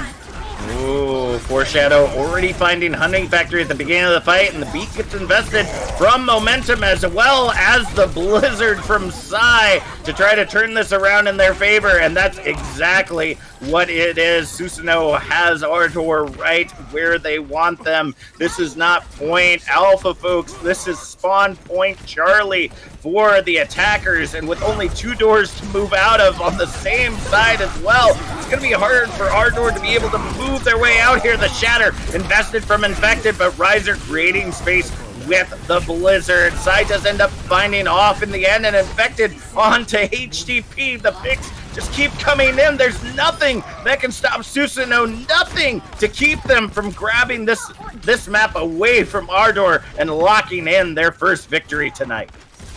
Yeah, Ardour, they're making some switches. They need to get some momentum here. But look, Susanoo, they're just walking on the cart. They don't want Ardour even near that payload, right? Ardour, they still have options remaining. They still have that Dragon Strike to try and maybe force someone out of position and then go on and target, but it's not looking good for them right now. Alright, they already get the damage in on Infected, and Side does end up falling in the end. Hand Matrix is invested on both sides, and there it comes. Big freeze on either side as Foreshadow and Off find the picks that they are looking for. It continues to be a tie either side, and Foreshadow using the Deadeye to make sure that Off is not able to earn that remech once again. 5 seconds remaining on the clock, and the picks continue to come in for Susanoo, but the spawn advantage is in Ardor's favor. Lord Grip trying to see if they can get the chase down and seeing if they can get those picks early. The beat gets invested, but the Shatter from Infected comes up clutch, stopping Lord Grim and the rest of the team right in their tracks. But Lord Grim has a Shatter of their own, but they're not gonna be able to use it. They're sandwiched together on this payload, but Honey Factory now back out on the Widowmaker, able to find Infected, and that might be the space that they need right now, with Honey Factory just clicking heads left, right, and center. Overtime is ticking away, but Ardour have control of the objective. That was a clutch team fight for Ardour. They needed to win it. It was a difficult team fight. Susanoo were putting everything in that team fight, but they still have a long ways to go here on Point C. They've got the Infrasight to help scout out Susanoo's approach. That's going to help them, but how are they going to deal with the ultimates? Blizzard, Deadeye, Self-Destruct, all going to be online in the next fight, and they don't have many responses. Maybe a Self-Destruct of their own? Oh, Honey Factory! Honey Factory taking the off angle and grabbing Foreshadow very early, knowing that Deadeye is close to coming online, but Sai still on that high ground. That Blizzard has got to come in, and it's got to be huge. There it is. The Maywall separating out either team, looking to see if they can hold it together. The Shatter comes out, and the Diva Bomb gets invested as well. Gummy able to find HTP in that backline, but is it going to be enough to take Ardour out of this fight? Susanoo now have the spawn advantage. Foreshadow with only 10 health, and Honey Factory finds them right in their sights. Off trying to get back into that mech as quickly as possible, but the cleanup is clutch. Susanoo able to lock down this final point on Havana, bringing us 3-0 once again for our first day of Contenders Trial. What an absolute stomper match. I have to say, right, Ardour, they have so much talent, but let's take a second to appreciate how Susanoo played tonight, right? Some of these players are making their first Contenders Trials appearance for Susanoo, right? I don't care if you've played in Trials before, this is with a new team, a new experience, and you have that confidence, that aggression, that tempo, that ability to control the game. That is super impressive, right? And huge credit to the main tank and main support of Susanoo. Infected and Angelic, I thought they were absolutely superb tonight. And that's 2 of the new pieces in this Susanoo family. And they were extremely impressive. Ardour, great players. I'm excited to see them more often. But this Susanoo team, tremendous respect. All right, well, it looks like we do have Infected ready and waiting to come in for a quick interview. Infected, welcome. How are you feeling after your victory here on day 1? Pretty good, I would say. All righty then. Did you have any strategies planned ahead of time to take Ardour down quick and quiet like you did tonight? The strategy was just to W, to be honest. I love it. I love it. I mean, it's not a bad one. Yeah, it's good. Obviously, you're one of the newer pieces on the Susanoo roster. You, Angelic, and a couple of others coming into this team who have such a good track record, good track record, right? In Contenders over the end of last year. How did you find coming into this team, and how did they enable you to play so confident and so aggressive? Because we love watching you tonight. I think the more I just played with them, the more I just got more comfortable with like their play styles, and I think I just kind of got used to it. So whenever I just like pinned in, I could like trust. Yeah. Really you weren't nervous at all for tonight? Oh no, I was extremely nervous. Didn't look it on stream. You played absolutely superb. Thank you. All right. Well, with upcoming matches coming out, who do you think is the team that you are looking for? That linchpin that might slow down this train that you have started tonight? Definitely Revival. I think they're the best team in Trials, to be honest. I like the honesty. That's an interesting statement, to be honest, because Revival was worried about Ardour. So when we interviewed them earlier, and I gotta say, if Susanoo is bringing the heat right now, I think Revival needs to change their sights here a little bit. Thank you so much for joining us. Lastly, would you like to shout out anyone that helped you and your team this evening? I guess my teammates, to be honest, they helped out a lot. They also helped me like calm down because I was really nervous. I think that's it. Yeah. Oh. All right, thank you so much, Infected. We love seeing you play, and we can't wait to see more of it. All righty, folks. We have reached the end of our broadcasting day. First day of Contenders Trials already over, and it just seemed like it just went by in a flash, just so quickly. These 3-0s over and over and over again. I don't know, Ocean. Does this kind of spell out what we should be looking forward to moving into this these next couple of days of trials? I mean, all I've got to say is there are so many great players and great teams in this trials season. We are set for a great year of Tier 2 Overwatch. You got to keep supporting Tier 2 Overwatch. You want events like these. You want players popping off like this. Just keep supporting them because that motivates them even more. I'm just excited for Revival versus Susanoo now. When's that? I'm excited. I'm not exactly certain. I don't have the schedule pulled up in front of me, but tomorrow is another day filled with amazing trials, both in the EMEA as well as North America. I am so excited to see it. So if you are here tonight and you want to see more of it, be sure to hit that subscribe button, folks. It's absolutely free and it will notify you every time that we are online. These matches are just heating up. It is just day one. Ocean, you got anything else to shout out before we go ahead and close out for the evening? I mean, all of the staff for these teams have put in so much work. We saw some awesome reveals. We see some awesome branding. I mean, shout out to Susanoo's branding again. Everything about Susanoo as an organization. How they played tonight was brilliant. Ardour, they're no slouches themselves. Revival have a great content team and a great staff team. It's been an absolute pleasure to work with these teams and watch these teams and watch all this hard work that all these teams do come into action tonight. All right. Well, thank you so much for watching Contenders Trials tonight. And a special thank you to our production team, Reef and Vinicius. We appreciate it so much. The angles were so great and crisp and clean, and you dealt with every issue that we had tonight with just such incredible ease. Thank you so much for joining us tonight. That's Ocean. My name's Captain Jack, and we'll see y'all next time.